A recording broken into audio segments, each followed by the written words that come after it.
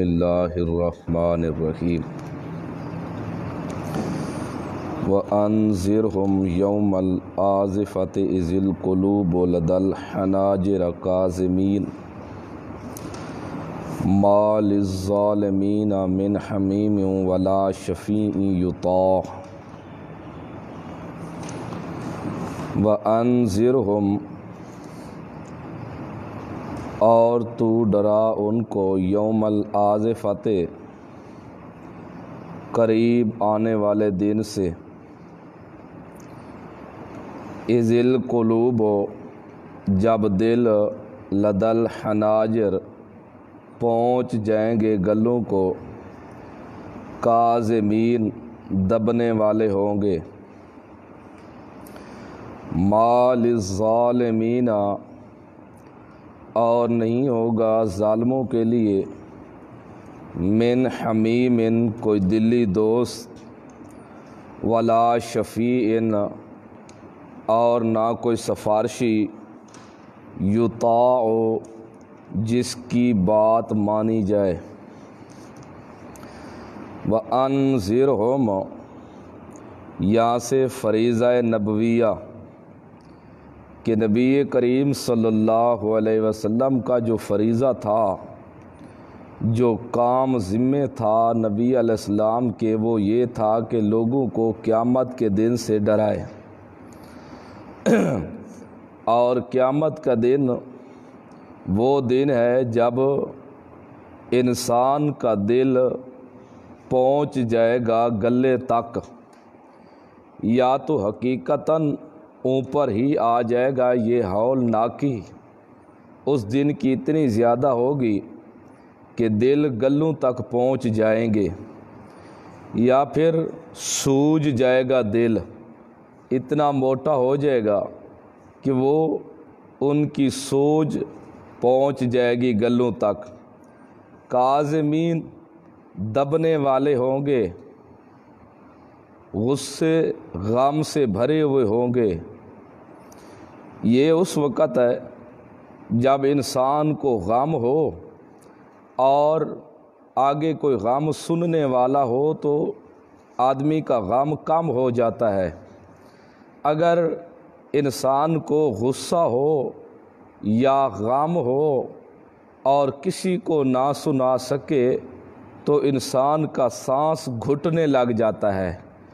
تو اس دن اتنی دن قیامت کے سختی کا دن ہوگا، اور جہاں قیامت کے دن جہنم بھی قریب لائی جائے گی، جنت بھی قریب ہوگی، اور شعلے اٹھا اٹھا کر جہنمیوں کو لے جا رہے ہوں گے جہنم کے اندر، اور مار پیٹ ہوگی کافروں کے اوپر۔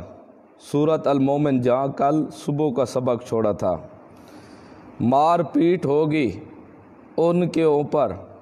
وہ سختی کا دن ہوگا، اتنی سختی ہوگی کہ دل بھی گلے کو پہنچ جائے گے اور غم سننے والا بھی وہاں کوئی نہ ہوگا۔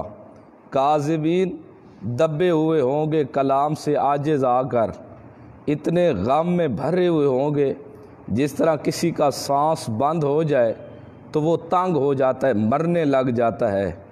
اتنے کاظمین وہ دبے ہوئے ہوں گے، ان کے سانس غم سے پریشان اور نڈھال ہو رہے ہوں گے۔ ما للظالمین نہیں ہے ظالموں کے لیے، من حمیم کوئی دلی دوست، وہاں کوئی دلی دوست نہیں ہوگا ظالموں کا۔ یہ ظالم بمانا ظلم بمانا شرک، یعنی مشرکین کا وہاں کوئی دلی دوست نہیں ہوگا۔ ظالم مشرکین بسبب شرک کے یہ ظالم بنے، تو ان ظالموں کا وہاں حمیم کہتے ہیں دلی دوست۔ اس دلی دوست کو کہتا ہے جس سے آدمی کوئی بات چھپا نہیں سکتا، اپنا ہر راز پوشیدہ سری راز اس کو بیان کرتا ہے، ہر بات اس کے سامنے کھول دیتا ہے، اس کو کہتے ہیں حمیم، دلی دوست، راز رکھنے والا سنگی، راز رکھنے والا دوست۔ یہاں دنیا پر تو ایک دوست دوسرے دوست کے کام آ جاتا ہے، ایک دوست دوسرے دوست کی بات کو چھپا لیتا ہے، اگر ایک دوست پھانس جائے تو دوسرا دوست جا کر اس کو چھڑا لیتا ہے، لیکن دن قیامت کے مال ظالمین مشرکوں کے لیے من حمیم کوئی دلی دوست نہیں ہوگا۔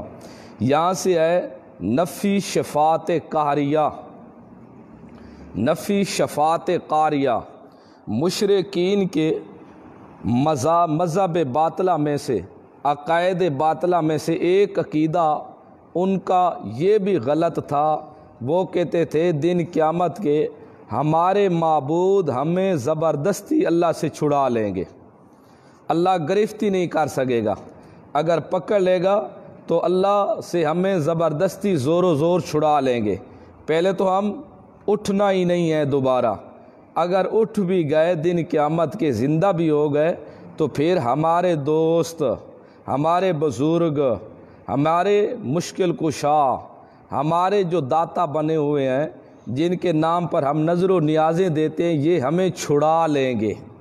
اللہ فرماتے کوئی چھڑانے والا نہیں، کیونکہ مشرکین ملائکہ کی بھی عبادت کرتے تھے اور عزیر علیہ السلام کو اللہ کا بیٹا کہتے تھے، یہودی یہ بھی عزیر علیہ السلام کو اللہ کا بیٹا کہتے، عیسائی عیسیٰ علیہ السلام کو الہ مانتے، اس کی ماں کو الہ مانتے، اللہ کے 3 جز مانتے تھے۔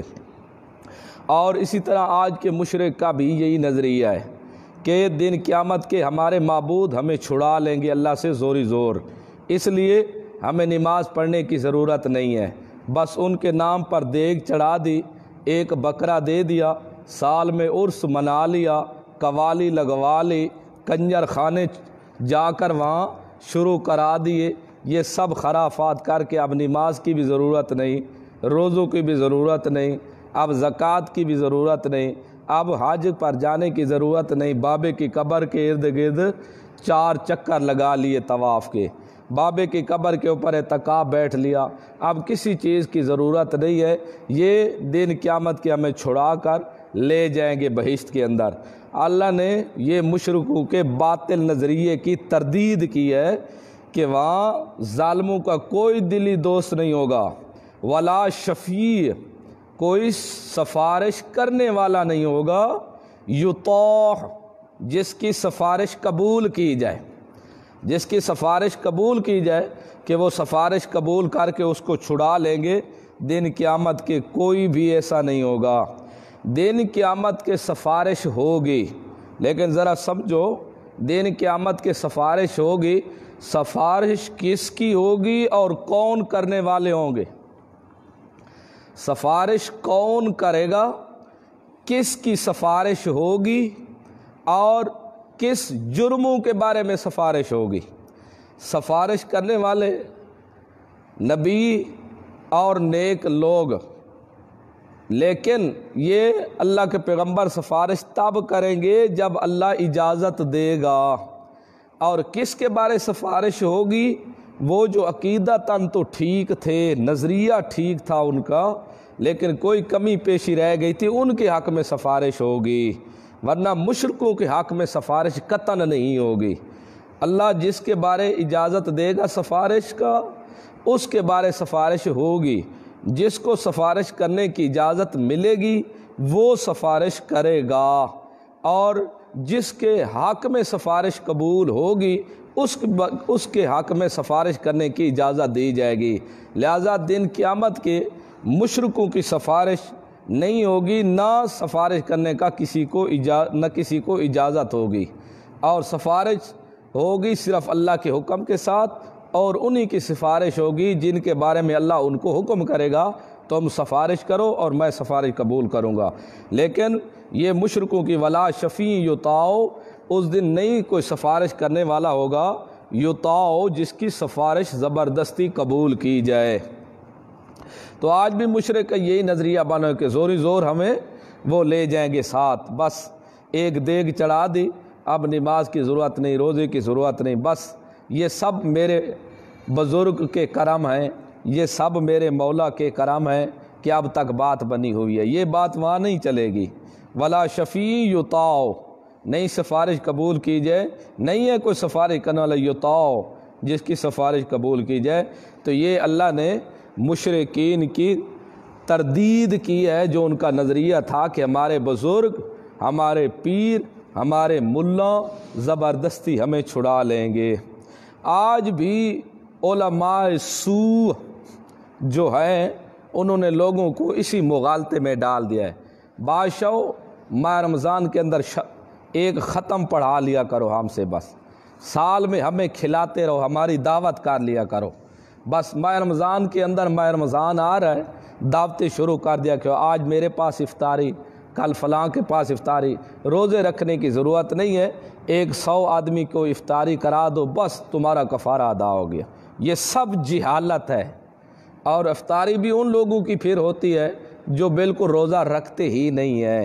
یہ قطعاً جائز ہی نہیں ہے۔ یہ کرو، افطاری کرانی بھی ہے، مسلمان کی کراؤ، روزے دار کی کراؤ، ایماندار کی کراؤ، دکھلاوا نہ ہو اللہ کی رضا کے لیے۔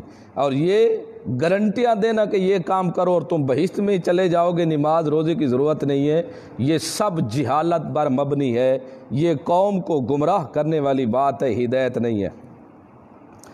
ورنہ صحیح اللہ کی رضا کے لیے افطاری کرانا کوئی حرج ہی نہیں ہے، جائز ہے۔ لیکن جو نظریہ آج لوگوں نے بنا رکھا ہے، روزے رکھتے نہیں ہیں، سب کی افطاری کرا دے، یہ بالکل کھانا ہی ناجائز ہے، وہاں جانا ہی ناجائز ہے۔ تو وہاں ظالموں مشرکین کا کوئی حمیم دلی دوست نہیں ہوگا جس کو اپنا راز سنا سکیں یا وہ ان کو چھڑا سکیں۔ ولا شفیعین، اور نہ سفارش کرنے والا ہوگا یطاع، جس کی سفارش قبول کی جائے۔ یعلم خائنۃ الاعین، جانتا ہے اللہ آنکھوں کی خیانت کو، وما تخفی الصدور، اور جانتا ہے جو کچھ چھپا ہوا ہے سینوں کے اندر، جو تم چھپاتے ہو نا سینوں میں، اس کو بھی اللہ جانتا ہے۔ آنکھوں کی خیانت، سب سے باریک جو خیانت ہے وہ آنکھ کی ہے۔ آنکھ کی خیانت سب سے زیادہ باریک ہے۔ تو اللہ جب اتنی باریک خیانت کو بھی جان لیتا ہے تو پھر یہ بڑی بڑی جو خیانتیں تم کرتے ہو ان کو اللہ کیوں نہیں جانتا؟ فرمایا کہ یہ دو راز، آنکھوں کی خیانت اور دل کا چھپا ہوا روز، صدور تو ویسے کہتے ہیں سینے کو، تو دل ہوتا ہے سینے میں، دل ہوتا ہے سینے میں، مراد دل ہے۔ دل کی چھپی چیزوں کو بھی اللہ جانتا ہے، آنکھوں کے رازوں کو بھی جانتا ہے، یعنی اللہ ہر ذرے ذرے کو جانتا ہے، تمہارے ہر احوال سے اللہ واقف ہے۔ واللہ یقضی بالحق، یہ اس کا تعلق دعوے کے ساتھ ہے کہ لوگوں خالص اللہ ہی کو پکارو، اپنی پکار اللہ کے اندر بند کر دو، مشکلات، حاجات، ضروریات میں اللہ کے ساتھ کسی کو سانجی نہ بناؤ، ان ضرورتوں، مشکلوں اور حاجات میں صرف اللہ اکیلے کو پکارو۔ کیوں؟ واللہ یقضی بالحق، اللہ فیصلے کرے گا انصاف کے ساتھ۔ والذین، اور وہ لوگ، یدعون من دونہ، جن کو وہ پکارتے ہیں اللہ کے سوا۔ اب دیکھو من دونہ، اللہ کے سوا، اللہ کے سوا کون آ گئے؟ نبی بھی آ گئے، ولی بھی آ گئے، اولیاء اللہ بھی آ گئے، تمام مخلوق اندر آ گئی، چاہے انسانیت ہے یا نورانیت ہے یا نوری ناری ہیں، جتنی مخلوقات بھی ہے اللہ کے سوا، جن کو تم پکارتے ہو، لا یقضون بشیء، وہ کسی چیز کا بھی فیصلہ نہیں کر سکتے۔ لا یقضون، نہیں فیصلہ کرتے، بشیء، ایک ذرے کا بھی وہ فیصلہ نہیں کر سکتے۔ کیوں؟ اس لیے کہ فیصل کے لیے دو شرطوں کا ہونا ضروری ہے۔ جو فیصلہ کرنے والا ہو اس کے لیے دو شرطیں ہیں، وہ ہونا ضروری ہے۔ ایک یہ کہ وہ موقع پر موجود ہو، دیکھنے والا ہو آنکھوں سے، اور دوسری شرط یہ ہے علیم، جاننے والا ہو کہ سب سے پہلے زیادتی کرنے والا کون ہے۔ اب موقع پر موجود ہو نبینا، صحیح ہے، بات تو نبینا سن لے گا لیکن تھپڑ کا آواز بھی سن لے گا، پتہ نہیں چلے گا تھپڑ کس نے مارا پہلے۔ یہ تو صحیح ہے، نبینا ہے، موجود بھی ہے، لیکن اگر دو لڑ پڑے آپس میں، گالی گلوچ بھی سن لے گا تھپڑ کی آواز بھی سن لے گا لیکن وہ دیکھ نہیں سکے گا کہ تھپڑ کس نے لگایا پہلے، آنکھ سے یا منہ سے کون شرارت کر رہا ہے سب سے پہلے۔ تو اس لیے یہ وہ فیصلہ کر سکتا ہے جس کے اندر دو شرطیں ہوں، وہ اس موقع پر موجود بھی ہو اور جانتا بھی ہو۔ یہ دونوں صفتیں میرے اللہ کی ہیں، اس لیے اللہ نے فرمایا ان اللہ، بے شک اللہ، هو السمیع، وہی سننے والا ہے، بصیر، دیکھنے والا ہے، ہر وقت، ہر جگہ، ہر ایک کی زبان اللہ ہی سننے والا ہے، سمیع، بصیر، ہر ایک کو دیکھنے والا بھی اللہ۔ تو یہ دونوں خاصے ہمیشگی والے، ہمیشہ سننے والا اور ہمیشہ دیکھنے والا صرف اللہ ہی ہے، لہذا فیصلہ ہی اللہ ہی کر سکتا ہے، اللہ کے سوا اور کوئی فیصلہ نہیں کر سکتا۔ تو جب یہ ہر وقت سننے اور جاننے والا اللہ، تو تمہارے مشکل کو حل کرنے والا بھی اللہ، جو تمہاری مشکل کو دیکھ ہی نہیں سکتے، تمہارے تکلیف کے وقت آواز سن ہی نہیں سکتے، وہ تمہاری مشکلیں کس طرح حل کر سکتے ہیں؟ جو بیچارے خود اپنے دفن کے بھی محتاج ہیں، کفن کے بھی محتاج ہیں اور دعا کے بھی تمہارے محتاج ہیں، وہ تمہارے مشکل کو حل کس طرح کر سکتے ہیں؟ وہ تمہارے فیصلے کس طرح کر سکتے ہیں؟ اس لیے اللہ کے سوا جن کو بھی پکارتے ہو، اللہ کے سوا نبیوں کو پکارتے ہو تب بھی وہ فیصلے نہیں کر سکتے، ولیوں کو، اولیاء اللہ کو، نیکوں کو، جن کو بھی تم پکارو وہ کسی چیز کا فیصلہ نہیں کر سکتے، کیونکہ وہ تمہارے حالات سے واقف نہیں ہیں، وہ تمہاری ہر بات کو سن نہیں سکتے۔ ہر کے حالات سے واقف ہونا یہ میرے اللہ کا خاصہ ہے، صفت ہے، اور ہر ایک کی بات کو سننا یہ بھی میرے اللہ کی صفت ہے، لہٰذا یہ دونوں صفتیں اللہ کے ساتھ خاص ہیں۔ تو اب جو موئے کو کہے کہ وہ قبر کے اندر سن رہا ہے تو اس نے اللہ والی ہمیشہ والی صفت میں شریک کر دیا اس کو، اور جو کہے کہ قبر کے اندر سے وہ دیکھ رہا ہے، یہ پردوں سے دیکھ رہا میرے اللہ کا خاص ہے، اس نے اللہ کی صفت کے اندر اس کو شریک کر دیا ہے، تو لہذا یہ دونوں درجوں سے قرآن کا دشمن بنے گا۔ هو السمیع، وہی سننے والا ہے، علیم، جاننے والا ہے۔ کیوں؟ جن کو تم پکارتے ہو اللہ کے سوا، لا تسمعوا ولا تبصروا، نہ وہ سن سکتے ہیں اور نہ وہ دیکھ سکتے ہیں۔ اولم یسیروا فی الارض، یہ تخفیف دنیاوی ہے، دنیا میں اللہ ڈراتا ہے کہ یہاں سے ڈر جاؤ، میرے توحید کے منکر نہ بنو تم۔ فرمایا کہ اولم یسیروا، آیا وہ سیر نہیں کر سکتے؟ آیا سیر نہیں کرتے؟ وہ چلتے پھرتے نہیں ہیں فی الارض، زمین میں؟ فینظروا، یہ غرض سیر ہے، چل پھر کر کیا دیکھنا ہے؟ ینظروا، چاہیے کہ دیکھیں، کیف، کیسے، کانا ہوا، عاقبۃ الذین، انجام ان لوگوں کا، کانوا من قبلہم، جو ان سے پہلے تھے۔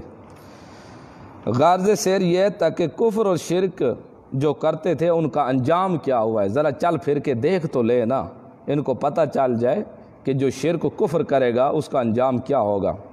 حالانکہ کانوا ہم اشد منہم، وہ زیادہ سخت تھے ان سے، قوتاً، طاقت میں، وآثاراً فی الارض، اور یادگاریں زمین میں، مکانوں کے اعتبار سے، فأخذہم اللہ، پس پکڑا ان کو اللہ نے، بذنوبہم، بسبب ان کے گناہوں کے، وما کان لہم، اور نہیں تھا لہم واسطے ان کے، من اللہ، اللہ سے، من واق، کوئی بچانے والا ان کے شریکوں میں سے۔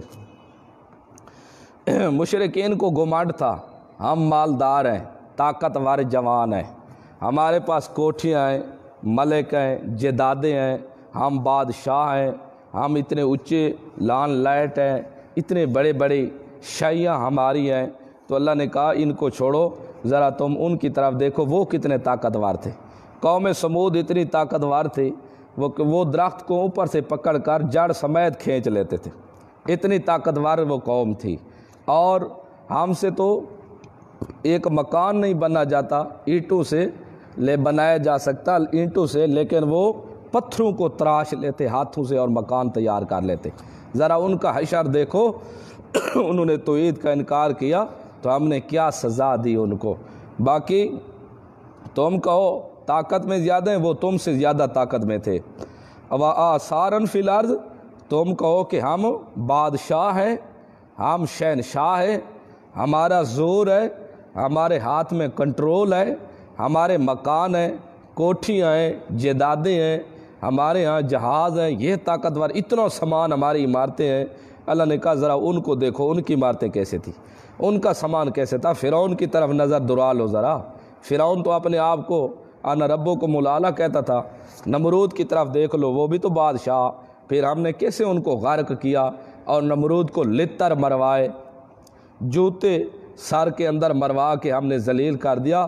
خبردار جو ہمارا توحید کا باغی ہوگا یا توحید کا منکر بنے گا یا شریعت کے خلاف کرے گا، وہ بھی جوتوں کے لیے تیار ہو جائے، اس کو بھی ایک دن جوتے ضرور لگائیں گے۔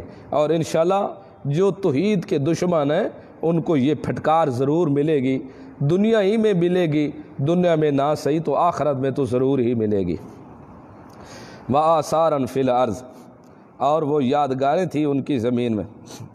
تو انسان دے غرور کے کئی طریقے ہیں۔ ایک انسان غرہ ہوتا ہے طاقت کے اوپر، دوسرا انسان غرہ ہوتا ہے مال کے اوپر، تیسرا انسان کے اندر مغروری آتی ہے قوم کے اوپر کہ میری قوم زیادی ہے، اور ایک مغروری آتی ہے میرے پاس مال بہت زیادہ ہے، اور ایک مغروری آتی ہے وجود میں کہ میں طاقتور بہت زیادہ ہوں۔ اللہ نے کہا یہ سب غروریاں توڑ دو اپنے، تمہارا کچھ بھی یہ غرور نہیں کر سکتا، طاقت نہیں کر سکتے، تمہاری طاقت کچھ کام نہیں آئے گی، یہ طاقتیں یہاں ختم ہو جائیں گی۔ فَأَخَذَهُمُ اللَّهُ بِذُنُوبِهِمْ، پس پکڑا ان کو اللہ نے ان کے گناہوں کی وجہ سے۔ مَا كَانَ لَهُمْ، پھر کہاں گئے تھے ان کے معبود جن کو وہ پکارتے تھے، کہاں گئی تھی ان کی طاقتیں جن کے گھمنڈ کے اوپر میرے پیغمبروں کی مخالفت کرتے تھے، کہاں گئی تھی ان کی یہ سرداریاں جن کی بنا پر میرے توحید کے دشمن بنے تھے۔ ما کان لہم من اللہ، نہیں تھا واسطے ان کے اللہ سے، من واقن، کوئی چھڑانے والا، ان کے معبود کچھ بھی کام نہیں آئے، تو لہٰذا تمہارے معبود بھی جب عذاب آ جائے گا تو کچھ کام نہیں آئیں گے۔ اب دیکھو موجودہ وقت کے مطابق اب اتنی پریشانی بنی ہوئی ہے، ہر مسلمان بندہ پریشان ہے، غریب بیچارے پریشان ہیں، نہ کوئی کھانے کا، بچے رو رہے ہیں، مسجدیں ویران ہو رہی ہیں، اللہ کے گھر اتنے پریشان بیماری کی وجہ سے۔ اب وہ جو لوگوں کے الہ پہلے بنے ہوئے تھے جو کہتے تھے کہ ہم پھونکا بھی دے تو پورے گھر کو آگ لگ جائے گی، بیماریاں ختم ہو جائیں گی، پانی لوگوں کو دیتے تھے اور دعوے کرتے تھے ساتھ، اب وہ کدھر گئی پھوکے والی سرکاریں، کہاں گئی ہیں؟ ذرا بلاؤ نہ ان کو کہ اس تکلیف آئی ہوئی مصیبت جو اللہ کی طرف سے عذاب مسلط ہو چکا ہے مسلمانوں پر، ذرا پھونکا لگاؤ دور ہو جائے نا۔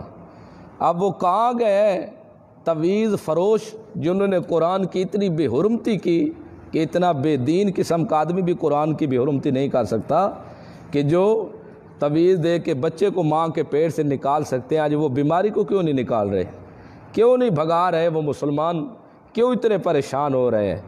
آپ کہاں گئے وہ سب کچھ؟ اس لیے جب مصیبت اللہ کی طرف سے آ جائے تو کسی کا بس نہیں چلتا۔ یہ سب لوگوں کو فراڈ لگایا ہوا ہے، سب لوگوں کو دھوکہ دیا ہوا ہے کہ تویزوں کے ساتھ آدمی مر جاتا ہے، فلاں جادو کے ساتھ مر گیا، تیرے گھر میں یہ ہے، یہ فلاں ہے، تب تو بیمار ہے، کسی نے جادو کر دیا، یہ میں اتنے پانی دے رہا ہوں، اتنے تویز تجھے دے رہا ہوں، یہ فلاں لٹکا دے، فلاں لٹکا دے، یہ پھونکے بار دیتا ہوں، میں یہاں موبائل سے بیٹھ کر پھونکا لگاؤں گا وہ ہو جائے گا۔ یہ سب بکواس ہے، یہ سب دین کے دشمن ہیں۔ کوئی بھی ایسا انسانیت کے دائرے میں نہیں رہ رہا جو قرآن کے باغی ہیں۔ اب وقت آ چکا ہے کہ مسلمان سب پریشان ہیں، ذرا سب یہ کٹھے ہو جائیں، کٹھے ہو کے ذرا شو کریں، دے ذرا اپنے مقتدیوں کو پھونکے، ذرا تویز لٹکا دینا کہ پاکستان کی سرحدوں کے اوپر ہر صوبے کے اندر تقریباً گنتی سے لا تعداد لا محدود بے شمار ہیں جن کی گنتی بھی نہیں کہے، ہر جگہ کھلا ہوا ہے دروازہ، ان کے ڈیپو کھلے ہوئے ہیں، اب ہر صوبے والے نہ آنے دینا اپنی تکلیف کو۔ تو یہ صرف لوگوں کو دھوکہ دے رہے ہیں۔ اللہ کی جب گرفت آ جائے نا ما کان لہ من اللہ من واقین، پھر اللہ سے بچانے والا کوئی نہیں ہو سکتا۔ اس لیے اب بھی وقت ہے، اللہ کے دروازے میں توبہ کر لو اور اللہ سے معافی مانگو۔ یہ توبہ نہیں ہے کہ چند دن توبہ کر لیتے ہیں پھر وہی شرارت کرنے والے، یہ سامری کی طرح توبہ نہ کرو، چند فرعون کی طرح توبہ نہ کرو، فرعونی نہ بنو، کیونکہ فرعون کے اوپر جب عذاب آیا تھا سورۃ اعراف کے اندر 9ویں پارے کے اندر، جب ان کے اوپر مسلط ہوئے نا عذاب بارشوں والے، پھر کہنے لگے یا موسیٰ ادعو لنا ربک، موسیٰ ذرا اپنے رب سے دعا کر، یہ اگر عذاب دور کر دے نا اللہ تو پھر ہم تجھ پر ضرور ایمان لے آئیں گے۔ جب موسیٰ علیہ السلام نے دعا کی عذاب ہٹ جاتا، پھر کہتے نہیں یہ ہم اپنے حق کے اوپر ہیں، یہ تو اللہ کی رحمت ہی تھی، چند دن کے لیے معافی کر لی، بعد میں پھر شرک کے اندر شروع ہو جاتے۔ پھر خون کا طوفان آیا، ٹڈیوں کا آیا، جوؤں کا آیا، مینڈکوں کا آیا، اس طرح تھوڑی دیر کے لیے اپنے آپ صلح کون بن جاتے، جب عذاب دور ہو جاتا پھر وہی شرارتیں بن جاتی۔ تو یہ چند دنوں کے لیے یا 6 ماہ کے لیے یا 1 سال کے لیے یا 1 ہفتے کے لیے توبہ کرتے ہیں، یہ بعد میں پھر کام شروع کر دے، یہ فرعونی نسل ہیں، یہ سارے قبطیوں میں سے ہے، یہ توبہ قطعاً یہ شریعت کے ساتھ مذاق ہے، اللہ کی توحید کے ساتھ بھی مذاق ہو رہا ہے۔ تو اس لیے جب اللہ کا عذاب آ جاتا ہے پھر کوئی چھڑانے والا نہیں ہوتا۔ اللہ کے عذاب سے ایک ہی ذریعہ ہے چھوٹنے کا، شرک چھوڑ دو، مخلوق کے اوپر ظلم کرنا چھوڑ دو اور مخلوق کے ساتھ نرمی کا برتاؤ اختیار کرو، توبہ کر لو اللہ کے دروازے میں، سب عذاب دور ہو جائیں گے۔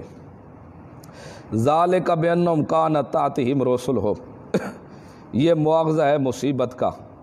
اللہ تو نے ان کو کیوں پکڑا تھا، ان کے پکڑنے کی وجوہات کیا تھیں، اللہ وہ بیان کر رہا ہے۔ فرمایا ان کی علت پکڑنے کی یہ تھی، بانہم کانت تأتیہم، بے شک وہ کانت تأتیہم جب آئے نا ان کے پاس رسلہم ان کے رسول، بالبینات واضح دلائل لے کر، تو فکفروا پس انہوں نے انکار کیا۔ جب اللہ کے رسول ان کے پاس آئے تھے واضح دلائل لے کر کہ مسلمان بن جاؤ، شرک چھوڑ دو، کفر چھوڑ دو، غیروں کو پکارنا چھوڑ دو، تو فکفروا بس انہوں نے انکار کیا۔ ان کا یہ انکار کرنا تھا، ان کے انکار کرنے کا نتیجہ یہ نکلا، فأخذہم اللہ پس ان کو پکڑ لیا اللہ نے، گرفت میں لے لیا۔ انہ قوی، بے شک اللہ طاقتور ہے، شدید العقاب، سخت سزا دینے والا ہے۔ اس لیے کوئی یہ نہ سوچے کہ ان کو پکڑ لیا میں بھاگ جاؤں گا چھڑا کے، نہیں، اللہ طاقتور ہے، پکڑ سکتا ہے، سخت سزا بھی دے سکتا ہے، لہٰذا اس کے پکڑنے سے پہلے اللہ کے دربار میں توبہ کر لو۔ وَلَقَدْ أَرْسَلْنَا مُوسَىٰ، یہ تخفیف دنیاوی کا ایک بڑا نمونہ ہے کہ دیکھو ذرا ہم آپ کو نمونے کے ساتھ سمجھاتے ہیں، ایک نمونہ اور ڈراوا بھی ہے اس کے اندر کہ دیکھو موسیٰ علیہ السلام فرعون کی طرف آیا تھا، ہم نے کتابیں دی موسیٰ علیہ السلام کو، معجزات بھی دیے تھے، فرعون کو اس نے دعوت دی، لیکن فرعون آگے سے بکواس کرنے لگا، ساحر کذاب، یہ بہت بڑا جادوگر ہے، موسیٰ علیہ السلام کو کہنے لگا، اور کذاب بہت بڑا جھوٹا ہے یہ۔ تو آخر سمجھاتے رہے، سمجھا لیکن سمجھا نہیں فرعون، تو آخر اللہ نے فرعون کو اور اس کے ماننے والوں کو غرق کر دیا۔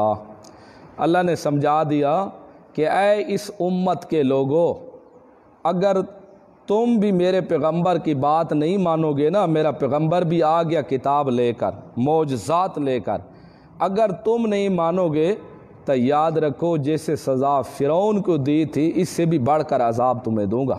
یہ تمہیں پتہ ہونا چاہیے کہ جو میرے پیغمبر کی توہین کرے میں اس کو قطعاً برداشت نہیں کرتا۔ آپ قرآن پڑھ کے دیکھیں، اللہ اپنی بے ادبی برداشت کر لیتا ہے، اپنی توہین برداشت کر لیتا ہے، لیکن پیغمبر کی توہین اللہ برداشت نہیں کرتا۔ جتنی امتیں تھیں پہلے شرک کرتی رہی ہیں، اللہ نے کسی کو سزا نہیں دی، حالانکہ اللہ کے ساتھ شریک کرتے رہے تب بھی تو اللہ برباد کر سکتا تھا، لیکن اللہ نے ان کو سزا نہیں دی۔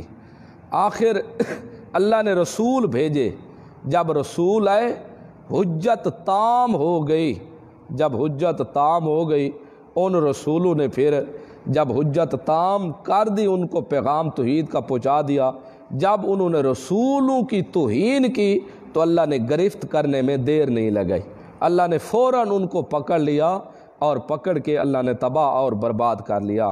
اس لیے اللہ اپنی شکایت تو برداشت کر لیتا ہے، لیکن اپنی پیغمبر کی توہین برداشت اللہ نہیں کرتا۔ آج بھی دیکھو پیغمبر کی سنت کی کتنی توہین ہو رہی ہے، تو یہ سنت کی توہین کرنا پیغمبر کی ہی توہین ہے۔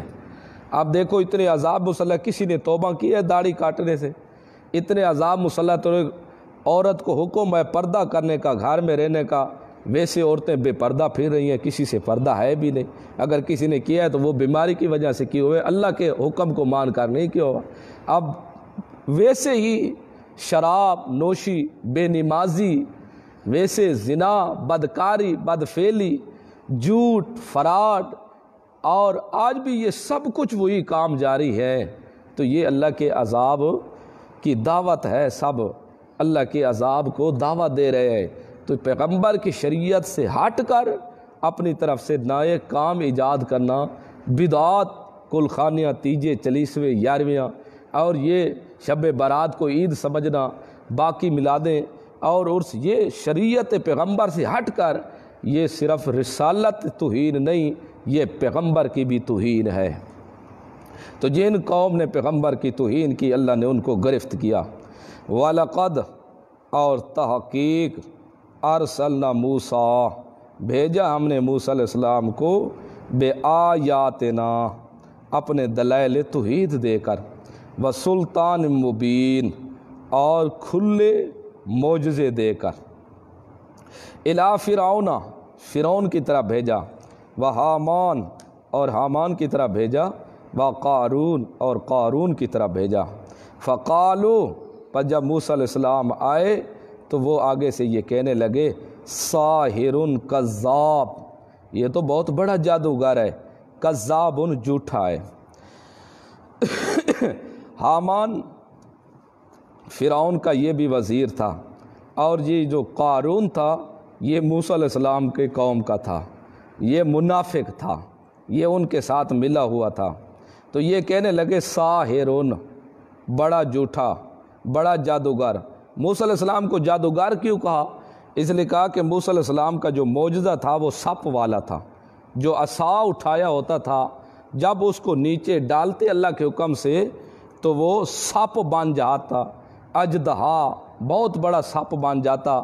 اس لیے اس کو کہنے لگے یہ تو بڑا جادوگر ہے، ماہر جادوگر ہے، جس نے سوٹے کو سپ بنا دیا۔ اور کذاب، بہت بڑا جھوٹا۔ یہ کیوں کہا جھوٹا کہہ رہے ہیں؟ دعوی توحید اور رسالت میں موسیٰ علیہ السلام نے کہا کہ میں اللہ کا رسول ہوں اور اللہ نے مجھے بھیجا ہے آپ کی طرف دعوت توحید کی خاطر۔ تو انہوں نے کہا یہ بہت بڑا جھوٹا ہے، ایک رسول ہونے میں کہ یہ کہہ رہا ہے میں رسول ہوں، یہ جھوٹا ہے، دعویٰ اس کا یہ جھوٹا ہے۔ دوسرا یہ کہہ رہا ہے کہ اللہ کہہ رہا ہے کہ میں اکیلا ہوں، میرا کوئی اور ساتھی نہیں ہے، لہٰذا اور معبودوں کو چھوڑ دو، یہ اللہ کے اوپر اور بہتان تراشی کر رہا ہے، یہ بہت کذاب جھوٹا ہے، اس بنا پر جھوٹا کہہ رہے تھے۔ سائرن، سوٹا دے کر کہ وہ سپ بن جاتا ہے۔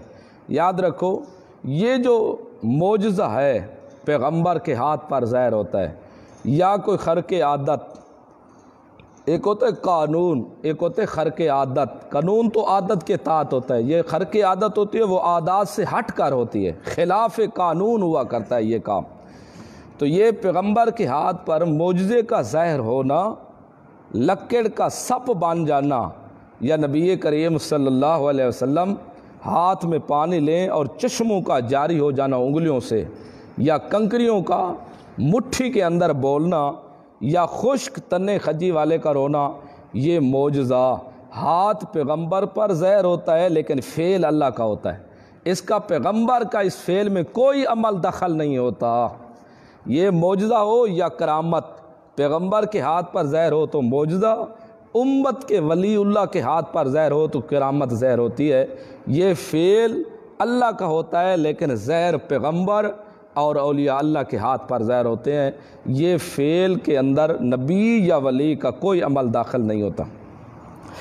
بعض ولی وہ ہوتے ہیں جو قرآن و سنت کے مطابق ہو، جن کا عقیدہ قرآن و سنت کے مطابق ہو، رہن سہن، کھانا پینا اور ان کا عملی زندگی قرآن و سنت کے مطابق ہو۔ جو نماز نہ پڑھے، روزہ نہ رکھے، داڑھی منہ کے اوپر نہ ہو، غیر محرموں کو، عورتوں کو سامنے بٹھا کے منہ میں منہ ڈالے، آنکھ میں آنکھ رکھے، ان کے نبض چیک کرے، ان کے یہ قمیض کی گٹھیں لگائے یا کپڑے سونگھ کے بتائے، یہ پیر نہیں ہے، یہ شیطان ہے، یہ شیطان ہے پیغمبر کے، یہ شریعت کا دشمن ہے، یہ پیر نہیں ہے، قطعاً یہ ولایت کے قابل نہیں ہے، اس کو ہم پیر نہیں مانتے۔ پیر وہ ہے جس کا نظریہ اللہ کے قرآن اور پیغمبر کی سنت کے مطابق ہو، نظریہ قرآن والا ہو، طور طریقہ اس کا پیغمبر کی سنت کے مطابق ہو، یہ اللہ کا ولی ہے۔ اور ایسے ولی کے ہم خادم ہیں لوگ، ایسے ولیوں کی جوتیاں بھی ہم سر کے اوپر اٹھانے کے لیے تیار ہیں۔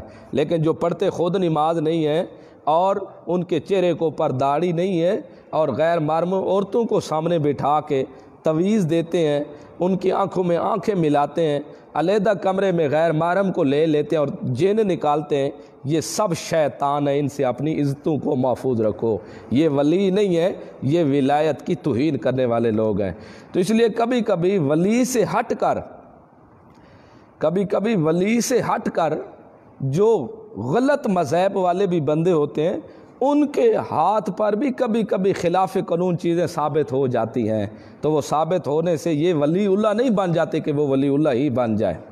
اس لیے تو کہتے ہیں علماء بڑے کہ اگر کوئی دریا کے اوپر چل کر آئے پانی کے اوپر تو اس کو دیکھ کے ولی نہ کہہ دو کہ یہ ولی ہے، ایسے تو شیطان بھی حربے کر سکتا ہے۔ لہذا ساحر، کذاب، سحر معجزے دے کر جھوٹا کہنے لگے، کذاب، ساحر جادوگر معجزے دے کر، کذاب بہت بڑا جھوٹا دعوی توحید اور رسالت میں۔ تو اس لیے یہ خرق عادت چیزیں جو زہر ہوں، یہ فعل اللہ کا ہوتا، ہاتھ پیغمبر پر زہر ہوتے ہیں، پیغمبر کے ہاتھ پر زہر ہو تو معجزہ، اولیاء اللہ کے ہاتھ پر زہر ہو تو کرامت۔ فلما جاءہم بالحق، یہ استقلال موسوی ہے، موسوی علیہ السلام کا اس طرح پختہ ہونا اور بار بار دعوت توحید دینا۔ فلما جاءہم، پر جب آیا ان کے پاس، بالحق کے ساتھ حق لے کر، من عندنا، ہماری طرف سے، قالو، اس وقت کہنے لگے بطور مشورہ کے، اقتلو، قتل کرو تم، ابنا الذین، ان لوگوں کے بیٹوں کو، آمنو، جو ایمان لے آئے، معہو، موسیٰ علیہ السلام کے ساتھ، واستحیوا، اور زندہ چھوڑ دو، نساءہم، ان کی عورتوں کو، وما قید الکافرین، یہ ادخال الیہ ہے، اور نہیں ہے تدبیر کافروں کی، الا فی ضلال، مگر سراپا ہی گمراہی، محض بے اثر۔ فلما جاءہم بالحق، جب موسیٰ علیہ السلام ان کے پاس حق لے کر آئے، کچھ لوگوں نے مان لیا۔ دو قومیں تھیں نا، ایک قوم تھی موسیٰ علیہ السلام کے دور میں، دو ہی قومیں تھیں، ایک فرعونیوں کو قبطی اور دوسری سبطی، یہ بنی اسرائیلی لوگ تھے۔ جب ان کے پاس آئے تو فرعونوں نے مشورہ کیا کہ اب کیا مشورہ کیا جائے، سب نے مل کر یہ مشورہ کیا کہ اب ایسا کریں، بنی اسرائیل کے جو لوگ ہیں نا، جو موسیٰ علیہ السلام کے ساتھ ایمان لے آئیں، اب ان کے بیٹوں کو قتل کرو اور ان کی بچیوں کو زندہ چھوڑ دو، یہ کام کرو۔ یہ فرعون نے، آیا فرعون کی اس تدبیر کے اوپر عمل ہوا تھا یا نہیں ہوا تھا؟ فرعون نے دو مرتبہ یہ کام کیا۔ ایک تو اس وقت جب موسیٰ علیہ السلام پیدا ہوئے، ابھی ماں کے پیٹ میں تھے، اور فرعون نے یہ حکم جاری کیا تھا کہ بنی اسرائیل کے بیٹوں کو قتل کر دو اور ان کی بیٹیوں کو زندہ چھوڑ دو۔ اس وقت فرعون کا یہ حکم نافذ ہوا تھا۔ اب یہ جو مشورہ کر رہے ہیں موسیٰ علیہ السلام کے آنے کے بعد، کیا یہ طے ہوا تھا، ان کا کامیاب ہوا تھا مشورہ، یا اس کے اوپر عمل ہوا تھا یا نہیں ہوا تھا؟ اس وقت یہ صرف مشورہ کر رہے ہیں، اس کے اوپر عمل نہیں ہوا تھا۔ سوال یہ پیدا ہوتا ہے، اس نے کہا اقتلوا ابناء الذین آمنوا معہو، قتل کرو ان لوگوں کے بیٹوں کو جو موسیٰ علیہ السلام کے ساتھ ایمان لے آئے ہیں، اور ان کی بیٹیوں کو زندہ چھوڑ دو۔ سوال یہ پیدا ہوتا ہے، درخت کو مارنا ہو نا، اگر سب کو جڑ سے ختم کرنا ہو تو شاخیں مارنے کی پہلے ضرورت نہیں ہے اس کی کاٹنے کی، پہلے جڑ ہی کاٹ دو۔ سارا ہی درخت نیچے آ جائے گا۔ تو یہ کہہ رہا ہے کہ ان کے جو ایمان لے ان کے بیٹوں کو ذبح کرو، قتل کرو۔ سوال یہ فرعون نے موسیٰ علیہ السلام کے بارے کیوں نہیں کہا کہ اس موسیٰ کو قتل کرو؟ موسیٰ علیہ السلام کے بارے میں بھی تو کہہ سکتا تھا کہ سرے سے موسیٰ کو ہی قتل کر دو تاکہ نہ لاٹھی بچے گی، کام ہی ختم ہو جائے گا۔ بالکل، یہ کیوں نہیں؟ تو اس کا جواب دیا مفسرین نے، اس لیے کہ وہ سمجھتا تھا یہ موسیٰ حق ہے، اور اس بے وقوف کو یہ علم تھا کہ پیغمبر کی اگر میں نے توہین کی تو پھر میرا بچاؤ نہیں ہے، اللہ کا عذاب آ جائے گا۔ یہ جانتے تھے، اس لیے موسیٰ کے قتل کا حکم نہیں دیتا تھا، موسیٰ کے ماننے والوں کے قتل کا کہہ رہا تھا۔ اور یہ بھی نہیں کہا کہ جو موسیٰ پر ایمان لے آئے ان کو قتل کرو، بلکہ کہہ رہا ہے جو موسیٰ علیہ السلام پر ایمان لے آئے ان کے بیٹوں کو قتل کرو، اس لیے کہ اس کو پتہ تھا جو نبی ہوتا ہے یا نبی کے صحابہ ہوتے ہیں، ان کو جو قتل کرے وہ کبھی نجات نہیں پا سکتا، وہ تباہ اور برباد ہوگا۔ اس لیے نہ اس نے موسیٰ کے قتل کا کہا، نہ موسیٰ پر ایمان لے آنے والوں کے قتل کا کہا، کیونکہ وہ صحابی تھے، اور جو صحابی کے قتل پر تیار ہو جاوے وہ بھی کامیاب نہیں ہو سکتا، تو اس لیے ان کے بیٹوں کو کہا تھا۔ باقی یہ حکم نافذ نہیں ہوا تھا۔ وَاسْتَحْيُوا نِسَاءَهُمْ، زندہ چھوڑو عورتوں کو، حالانکہ یہ اس وقت عورتیں جوان تو نہیں تھیں، بچیوں کو زندہ چھوڑو، طفل کہہ دیتے، طفلہ تو بچی، لیکن بچی نہیں کہا، نساء کا، نساء بالغ عورت کے اوپر بولا جاتا ہے لفظ، یہ نساء کا جو عاقل بالغ ہو، تو اس لیے یہ اللہ بنی اسرائیل کو بھی غیرت دلا رہا ہے کہ تمہاری جوان عورتوں کو وہ زندہ چھوڑ دیتے تھے، ذرا غیرت کرو، تب بھی تم ان کے پیچھے لگے ہوئے ہو۔ میں نے کیسی بیماری سے تمہیں نجات دی، تمہاری عورتوں کو زندہ چھوڑا۔ عورت کے ساتھ، عورت کے لفظ میں انسان کی غیرت اور مزید ہوتی ہے۔ اگر کوئی بچی کو، چھوٹی معصوم بچی کو اگر تھپڑ لگا دے نا کوئی لڑکا، تو پھر بھی وہ قابل برداشت ہوتی ہے، لیکن ایک جوان لڑکی ہو اور اس کو آ کے غیر جوان لڑکا تھپڑ لگا دے، وہ قابل برداشت نہیں ہو سکتا۔ تو یہ زیادی ان کو ابھارا جا رہا ہے کہ اے بنی اسرائیل ذرا دیکھو تو صحیح، تمہاری عورتوں کو وہ زندہ چھوڑتے تھے اور وہ تمہیں خادم بناتے تھے، تو لہذا تم بھی خیال رکھو کہ تم ہمارے ساتھ وعدے کر کے تھے پھر بھی پھیر جاتے ہو۔ سوال پیدا ہوتا ہے کیا یہ ان کی تدبیر کامیاب ہوئی تھی یا نہیں؟ تو اللہ نے فرمایا ما قید الکافرین، نئی تدبیریں ہوتی کافروں کی الا فی ضلال، مگر بے اثر، کوئی کامیاب نہیں ہوئی۔ اس کو کہتے ہیں ادخال الی۔ ادخال الی یہ ہوتا ہے کلام چل رہی ہو نا کچھ اور، پھر درمیان میں کوئی آ جائے اور اپنی کلام، مثال کے طور پر دو آدمی ہیں آپس میں گفتگو کر رہے ہیں، دو بیٹھے ہیں، بات ایک چل رہی، تیسرا آدمی آ گیا، اس نے اور گفتگو شروع کر دی جس کا تعلق ہی نہیں تھے ان کے گفتگو کے ساتھ، تو اس کو کہتے ہیں ادخال الہی۔ بات تو چل رہی تھی بنی اسرائیل کی، فرعونیوں کی، لیکن اللہ نے اپنا کلام درج کر دیا، سوال کا جواب دے دیا کہ یہ فرعون صرف تدبیریں کرتا رہا، ورنہ بنی اسرائیل کا بگاڑ کچھ نہیں سکا کچھ بھی نہیں بگاڑ سکا تھا۔ وما قید الکافرین، اور نہیں ہے تدبیریں کافروں کی الا فی ضلال، مگر محض بے اثر، بیکار۔ وقال فرعون، اس وقت فرعون بڑا غصے ہوا، کہا فرعون نے ضرونی چھوڑو مجھے، اقتل موسیٰ، میں قتل کرتا ہوں موسیٰ کو، وَلْيَدْعُ رَبَّهُ، چاہیے کہ چاہیے کہ وہ پکارے اپنے رب کو، بڑا پکار لے اپنے رب کو، اس کی امداد کرے۔ کیا یہ فرعون نے واقعتاً کہا تھا، اس کا ارادہ تھا قتل کرنے کا، یا ویسے پھوں پھاں کر رہا ہے؟ ہوتے ہیں نا بعض لوگ، میں یہ کر دوں گا، میں یوں کر دوں گا، میں فلاں کر دوں گا، لیکن ہوتا ان سے کچھ ہی نہیں ہے، صرف ادھر ہی کھڑے ہو کے ایسے کر رہے ہوتے ہیں۔ تو بعد نے کہا کہ یہ حقیقتاً فرعون نے کہا تھا کہ مجھے چھوڑو، کیا اس کو پکڑا ہوا تھا وہ ذرا نے؟ بعد نے کہا کہ وزیروں نے اس کو پکڑ لیا تھا، موسیٰ ایسے نہ کر، فرعون ایسے نہ کر، موسیٰ کو نہ مار تو۔ بعد نے کہتے یہ بے ایمان جھوٹ بول رہا تھا۔ وہ ہوتا ہے نا آدمی بیٹھے ہو نا چار پانچ، بس چھوڑو مجھے، میں اس کو پکڑتا ہوں، چھوڑو مجھے پکڑو نہیں، حالانکہ پکڑا ہوا کسی نے نہیں تھا، صرف ایسے ان کو جرأت دکھا رہا تھا کہ میں اس کے ساتھ کرتا کیا ہوں۔ اس کو پکڑا کسی نے بے وقوف کو نہیں تھا، یہ ویسے بیٹھ کر وہاں ٹرے لگا رہا تھا۔ کہا فرعون نے ضرور نہیں، چھوڑو مجھے، اقتل موسیٰ، قتل کروں میں موسیٰ کو، وَلْيَدْعُ رَبَّهُ، چاہیے کہ وہ پکارے اپنے رب کو اپنی امداد کے لیے، میں دیکھتا ہوں اس کا رب کیسے اس کو چھڑا لیتا ہے۔ آیا فرعون کا مذہب اپنا خود کون سا تھا؟ فرعون کا اپنا مذہب کیا تھا؟ بعض نے تو کہا ہے کہ اس کا مذہب دہری، یہ خود دہری تھا، خدا کی ذات کا منکر تھا۔ یہ ابن کثیر نے بھی کہا ہے، شیخ القرآن رحمہ اللہ نے بھی کہا ہے کہ یہ دہری تھا، اس کا کوئی مذہب نہیں تھا، بے دین قسم کا بندہ تھا۔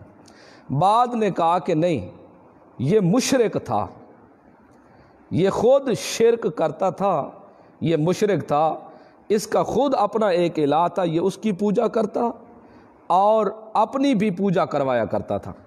یہ مشرک تھا، شرک کیا کرتا تھا، داری نہیں تھا، خدا کی ذات کا منکر نہیں تھا۔ تو زیادہ راج قول بھی یہی ہے کہ یہ مشرک تھا، اور جو لوگ کہتے ہیں نا یہ دہری تھا، تو وہ یہ لفظ استدلال میں لے آتے ہیں وَلْيَدْعُ رَبَّهُ، چاہیے کہ وہ پکارے اپنے رب کو۔ تو دیکھو یہ رب کا منکر تھا۔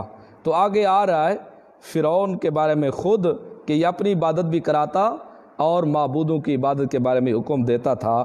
تو یہ اصل زیادہ اکثریت اس طرف آئے، یہ داری نہیں تھا، یہ مشرک تھا پلید خود۔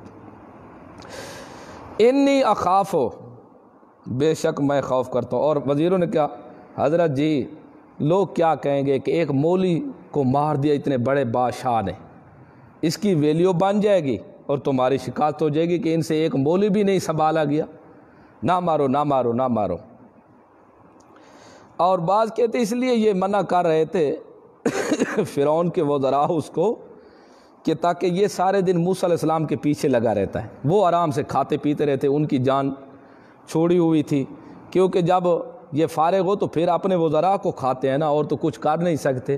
تو اس لیے جب وہ مسئلہ موسیٰ علیہ السلام کا سامنے آیا، سارے دن اس کے پیچھے پڑا رہتا، اس کو یہ کرنا چاہیے تھے، میں نے اس کو مکھن کھلائے تھے، میں نے یہ خدمت کی تھی، میں نے اس کو بیٹا بنا دیا۔ تو وزراء کی جان چھوڑی ہوئی تھی، وزراء کی جب جان چھوٹ گئی تو وہ خوش ہوتے تھے، چلو شکر ہے یہ اپنے کام میں لگا ہوا ہے، ہماری طرف توجہ نہیں دے رہا۔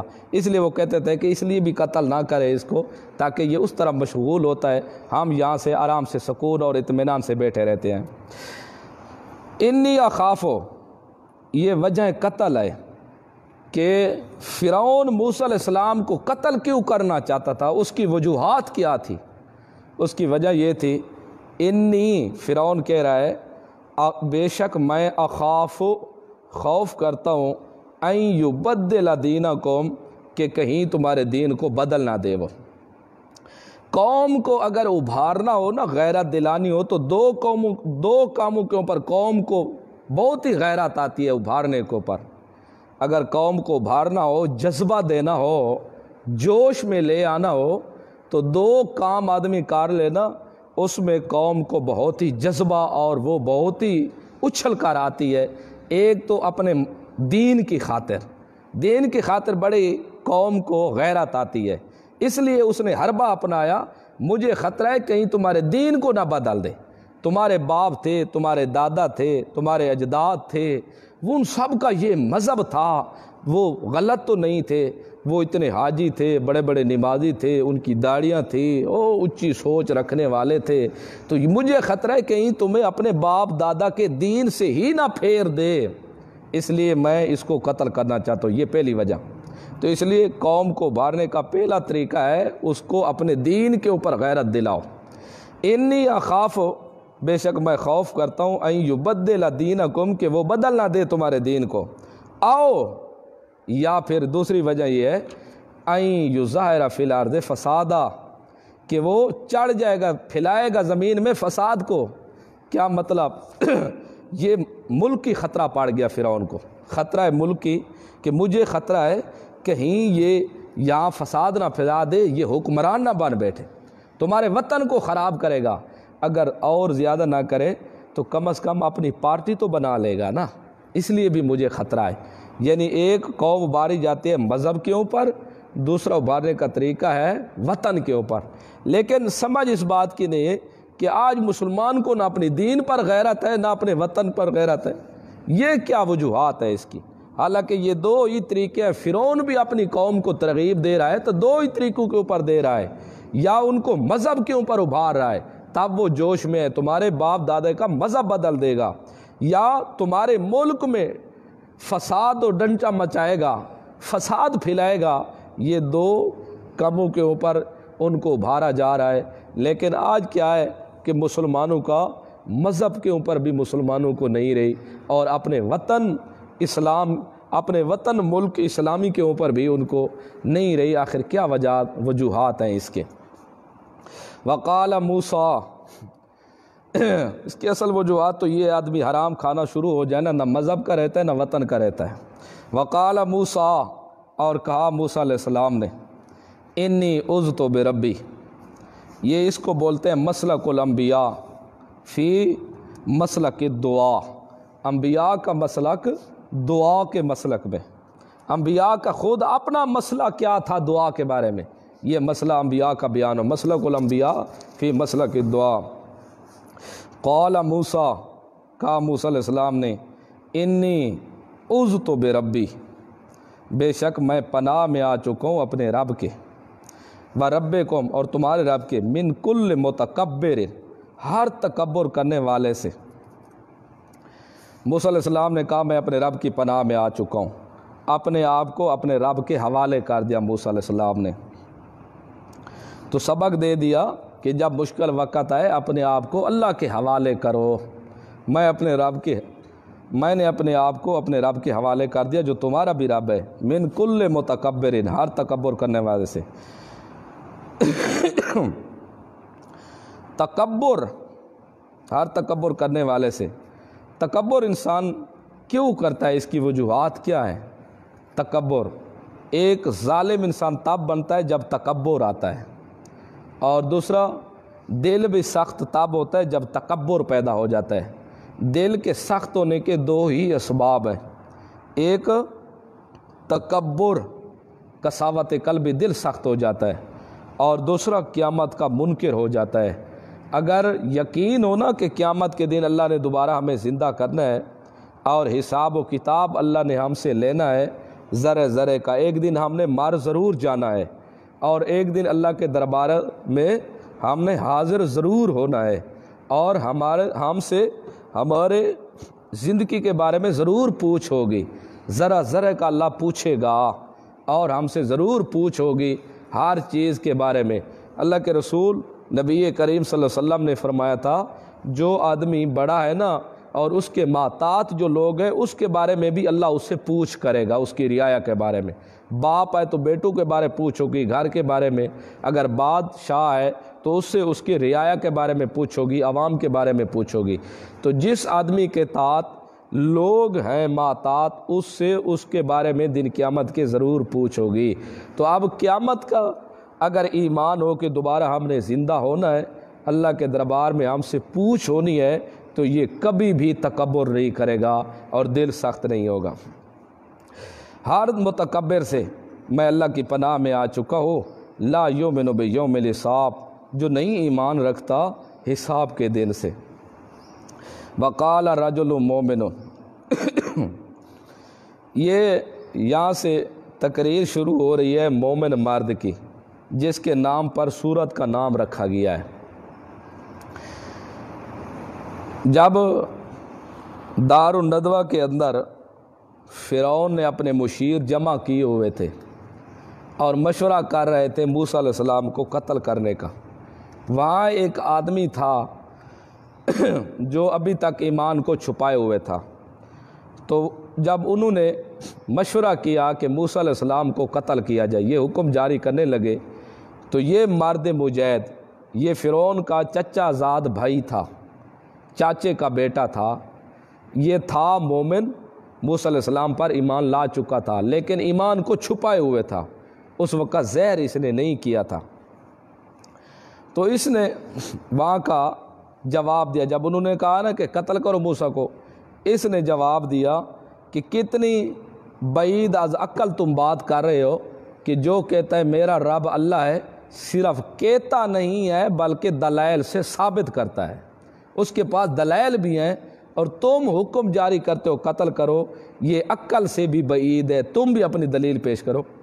اس کا واقعہ آ رہا ہے، اور اللہ نے یہ سمجھا دیا جو شخص میرے دین کی دھاڑ کرے گا، میرے دین کا پرچار بلند کرنے کی کوشش کرے گا، اگر کہیں سے کوئی دشمن اس کے مقابلے میں کھڑا بھی ہوگا تو اس کے مقابلے میں میں خود اپنا بندہ کھڑا کر دوں گا، تیار کر دوں گا، اس کا مقابلہ وہ ہی کرے گا۔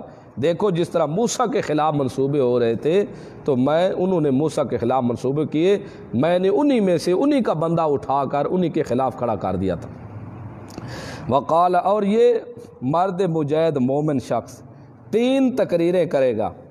پہلی تقریر تھوڑی نرم ہوگی، دوسری تقریر تھوڑی سی گرم ہوگی اس سے پہلی سے، تیسری فل سٹاپ ہوگا، یہ مسئلہ سمجھائے گا اور فل پاور کے اندر، پہلے 1 نمبر کا گیئر ہوگا، پھر 2 نمبر کا، پھر 3 نمبر کا۔ پہلے تھوڑا نرم لہجہ رکھے گا یہ مسئلے کے اندر، پھر اس کا لہجہ سخت ہوگا، نرم مسئلہ تھوڑا مزید سختی کے ساتھ بیان کرے گا، اور تیسری تقریر میں بالکل آخری فل سٹاپ ہوگا، فل سخت لہجہ بیان کر کے پھر اللہ حافظ کہتا ہوا نس جائے گا۔ اور یہ پھر اس کو پتہ چلتا ہے کہ اب یہ مجھے چھوڑیں گے نہیں، پھر یہ دوڑ پڑتا ہے، جنگل کی طرح منہ کرتا ہے۔ فرعون 1000 کا لشکر اس کے پیچھے فوجوں کو لگاتا ہے کہ اس کو پکڑ کے لے آؤ۔ جب وہ پہاڑوں کی طرف دوڑ جاتا ہے، فرعون کا لشکر پیچھے ہوتا ہے، تو 500 فرعونی وہاں مر جاتے ہیں آفتوں سے، 500 خالی واپس آ جاتے ہیں فرعون کے پاس۔ فرعون کو کہتے ہیں کہ وہ تو بھاگ گیا، میں پتہ ہی نہیں، دوسرے ساتھی کہاں ہیں، وہ تو مار گئے ایسی آفتوں کے اندر۔ پھر جو 500 بچہ ہوتا ہے فرعونی، ان کو بھی سولی لٹکا دیتا ہے، کہتا ہے کہ یہ سب تمہارے حربے ہیں۔ اللہ نے سمجھا دیا جو میرے دین بیان کرنے والوں کے دشمن ہوں گے نا، میں خود وقت آئے گا انہی کو سولی چڑھاؤں گا، انہی کو برباد کروں گا۔ جو میرے دین کے خیر خواہوں کو قتل کرے گا یا خلاف منصوبے بنائے گا، وہ یہ نہ سوچے کہ میں ہمیشہ دوامی ہی رہوں گا، نہیں، ایک وقت آئے گا انہی کا پھندہ ہوگا اور انہی کی گردن میں ہوگا، اور انہی کا سوٹا ہوگا اور انہی کے سر پر میں لگاؤں گا، اور انہی کا جوتا ہوگا اور انہی کے سر پر لگے گا۔ اس لیے دین کی مخالفت یہ خدا اور رسول کی بھی مخالفت ہے۔ یہ 3 تقریریں کرے گا، تینوں پہلی نرم، تھوڑی گرم، پھر اس سے مزید گرم، اور تینوں تقریریں ایک تقریر کے 3 سٹاپ۔ پھر دیکھو، قال رجل مومن، کہا مرد مومن نے، من آل فرعون، آل فرعون سے، یکتم ایمانہ، اب تک چھپائے ہوئے تھا، اس نے چھپائے رکھے تھا ایمان، چھپائے رکھا تھا ایمانہ، اپنے ایمان کو۔ یہ 3 صفتیں بیان کی رجل کی، پہلی صفت مومن تھا، دوسری صفت من آل فرعون تھا، تیسری صفت یکتم ایمانہ، چھپائے رکھے تھا اپنے ایمان کو، اپنے ایمان کو چھپائے ہوئے تھا۔ حالانکہ عبارت اس طرح ہونا چاہیے تھی، رجل مومن یکتم ایمانہ من آل فرعون، لیکن تیسری صفت کو دوسری صفت کے اوپر مقدم کر دیا گیا۔ اس کی 2 وجہ، ایک تو اگر اس کو بیان کیا جاتا نا مومن کے ساتھ یکتم ایمانہ کو، پھر من آل فرعون، تو پھر اس کا معنی بن جاتا وہ مرد مومن جو چھپائے رکھا تھا ایمانہ، اپنے ایمان کو چھپائے ہوئے تھا، من آل فرعون، آل فرعون سے اپنے ایمان کو چھپائے ہوئے تھا، یہ معنی صحیح نہ رہتا۔ دوسری اس کی یہ بات ظاہر نہ رہتی کہ یہ فرعون کا چچا زاد بھائی ہے۔ جب تیسری صفت کو دوسری صفت پر مقدم کر دیا، اب 2 ہی مسئلے حل ہو گئے۔ ایک تو ایمان کو چھپائے ہوئے تھا نا، ایک یہ کہ تھا بھی فرعون کا چچا زاد بھائی، رشتہ دار والا بھی مسئلہ ظاہر ہو جاتا۔ اگر اس وقت صفت تیسری کو دوسری پر مقدم نہ کرتے تو پھر فرعون کا چچا زاد بھائی ہونا ثابت نہ ہو سکتا۔ بعد نے یہاں سے یکتم ایمانوں سے لیا ہے تقیہ۔ دیکھو جی، مومن تقیہ کرتے ہیں، تقیہ یاد رکھو، جب تک وہ تقیہ کرتا رہا اللہ اس کو مومن کہا ہی نہیں۔ جب اس نے تقیہ کیا حضرت علی رضی اللہ عنہ انہوں نے تکیہ کیوں نہیں کیا؟ حضرت حسین نے کیوں نہیں کیا؟ یہ حرام ناجائز ہے، جھوٹ ہے ضبط۔ تو بعض لوگوں کے نزدیک تکیہ بہت اونچی عبادت ہے، جھوٹ بولنا، فراڈ بولنا، حق بات کو چھپانا، یہ بہت اونچے درجے کے مومن کہلواتے ہیں۔ تو اس لیے جب تک وہ تکیہ کرتا رہا، ایمان کو چھپائے رکھا، اس وقت اللہ نے اس کو مومن نہیں کہا۔ جب اس نے اپنا ایمان ظاہر کیا تو اللہ نے اس کو مومن ہی کہہ دیا۔ لہذا قطعاً یہ چیز یہاں سے ثابت نہیں ہے۔ دوسری بات یہ ہے کہ مومن کو چاہیے اپنا ایمان ظاہر کر کے رکھے، منافقت اختیار نہ کرے، اپنا ایمان ظاہر رکھے۔ تو ایمان کا ظاہر کرنا بھی ضروری ہے۔ کہا رجل مومن نے من آل فرعون، آل فرعون سے، یکتم ایمانہ، چھپاتا تھا وہ اپنے ایمان کو، پہلے چھپائے رکھا تھا اب تک۔ اتقتلون رجلا، استبعاد اول، استبعاد اول کا مطلب ہے یہ عقل از بعید بات ہے کہ تم قتل کرتے ہو رجلن، اس مرد کو۔ یہ قتل کرنے والا جو تمہارا حق و حکم ہے نا، یہ عقل سے بعید ہے۔ ایک آدمی دعویٰ کر رہا ہے کہ میرا رب وہ ہے اور تم کہتے ہو اس کو قتل کرو، یہ تو عقل کے بھی خلاف ہے۔ تم اس کا جواب دو۔ اتقتلون رجلا، آیا تم قتل کرتے ہو ایک مرد کو، این یقول، کہتا ہے ربی اللہ، میرا رب اللہ ہے، اور صرف کہتا نہیں ہے، قد جاءکم بالبینات، اور تحقیق لے آیا تمہارے پاس واضح دلائل، من ربکم، تمہارے رب کی طرف سے۔ دیکھو پہلا حصہ اس کی تقریر کا ہے، اتقتلون رجلا، تم قتل کرتے ہو مرد کو، پہلی تقریر کے 3 حصے ہیں۔ دوسرا ہے این یقولا، صرف ماض اس بات کے اوپر کہ وہ کہتا ہے میرا رب ہے، اور تیسری یہ بات ہے کہ وہ صرف کہتا نہیں ہے، وہ واضح دلائل بھی تمہارے رب کی طرف سے لے کے آیا ہے۔ تو پھر یہ تقاضا عقل کا نہیں ہے کہ اس کو قتل کیا جائے، اس کا جواب دینا ہے تو جواب دو۔ وَإِن یَکُ کاذبًا، اگر بالفرض وہ ہے جھوٹا، فَعَلَیہِ کاذبُہُ، پس اسی پر وبال ہوگا اس کے جھوٹ کا۔ یہ وہ مومن مرد کہہ رہا ہے، یہ تقریر کا تیسرا حصہ ہے۔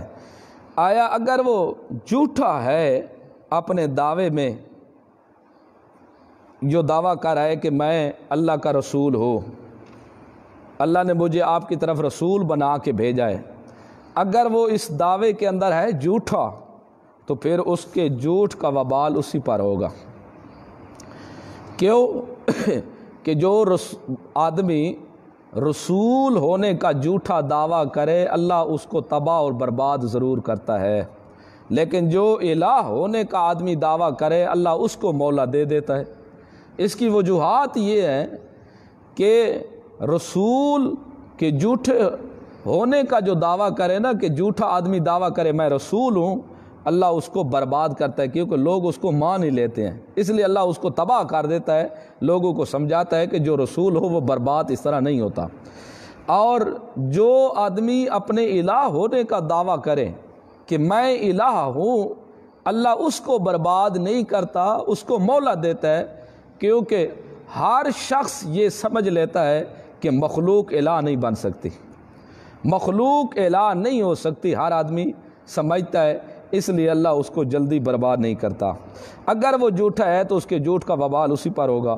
وَإِن یَکُ صَادِقًا، اگر وہ سچا ہے تو یُصِبْکُم، پہنچے گا پھر تم کو، بعض الذی، بعض وہ الذی یعدکم، جو وعدہ دیتا ہے تم کو۔ ایک سوال یہاں سے پیدا ہوتا ہے کہ ادھر سے مومن اور پھر کہہ رہا ہے کہ اگر وہ جھوٹا ہے تو اس پر اس کے جھوٹ کا وبال ہے، تو پھر مومن وہاں ایمان ہی رسول پر لے آیا، پھر شک والی بات بھی کہہ رہا ہے ان لگا کے، اگر وہ جھوٹا ہے تو اس کا جھوٹ اس پر وبال۔ پھر یہ کیسے مومن ہے جو اپنے رسول پر ایمان ہی لے آئے، مومن بھی کھلوائے تو پھر شک والی بات کرے، تو یہ مومن تو نہ ہوا۔ یہ تبلیغ کا انداز ہے، ایک تبلیغ کا طریقہ ہے۔ اس کے ذہن میں یہ جھوٹ نہیں ہے، اس نے کہا بالفرض تمہارے قول کے مطابق اگر یہ جھوٹا ہے تو جھوٹے کو اللہ کامیاب نہیں ہونے دیتا، پھر اس کو تباہ ضرور کرے گا، جھوٹ کا وبال ضرور آئے گا۔ اگر وہ سچا ہے تو پھر اگر وہ سچا اور تم جھوٹے ہو تو یقینی بات ہے جو وہ باتیں کر رہے کہ اگر نہیں مانو گے تو اللہ کا عذاب آئے گا، پھر تم پر عذاب ضرور آئے گا۔ پھر وہ کہتا ہے بعض ضرور آئے گا تم پر، حالانکہ جو نہ مانے اس پر بعض عذاب تو نہیں آتا۔ سارا عذاب کیوں نہیں کہا؟ سارا عذاب کہہ دیتا۔ اس لیے یہ بھی ایک تبلیغ کا اس کا انداز ہے کہ اگر سارا عذاب نہ صحیح تو کچھ نہ کچھ تو ضرور ہی آئے گا نا۔ سارا عذاب بھی نہ آیا تو کچھ عذاب ضرور ہی آئے گا جو تم اس کی نافرمانی کرو گے۔ کیوں؟ یہ ادخال الیہ ہے آگے سے، ان اللہ بے شک اللہ لا یہدی نہیں ہدایت دیتا من اس شخص کو ہوا مسرفون اے مشرکون از عباسی و جلالین، من وہ شخص ہوا مسرفون جو مشرک ہو، کذابون بہت بڑا جھوٹا دجال ہو، ایسوں کو اللہ کبھی بھی ہدایت نہیں دیتے۔ سوال پیدا ہوتا تھا نا کہ اللہ کیا مرد مجاہد جو مومن تقریر کرتا تھا اس تقریر سے کچھ فائدہ بھی ہوا فرعونیوں کو؟ اللہ نے کہا کہ جو ایسے کذاب ہو نا، دجال ہو، ان کو مومنوں کی تقریر سے کچھ فائدہ نہیں ہوتا، کیونکہ ضدی ہٹھی کو کچھ ہی فائدہ نہیں ہوتا، فائدہ اس کو ہوتا ہے جس کے اندر انابت ہو۔ یا قومی اے میری قوم،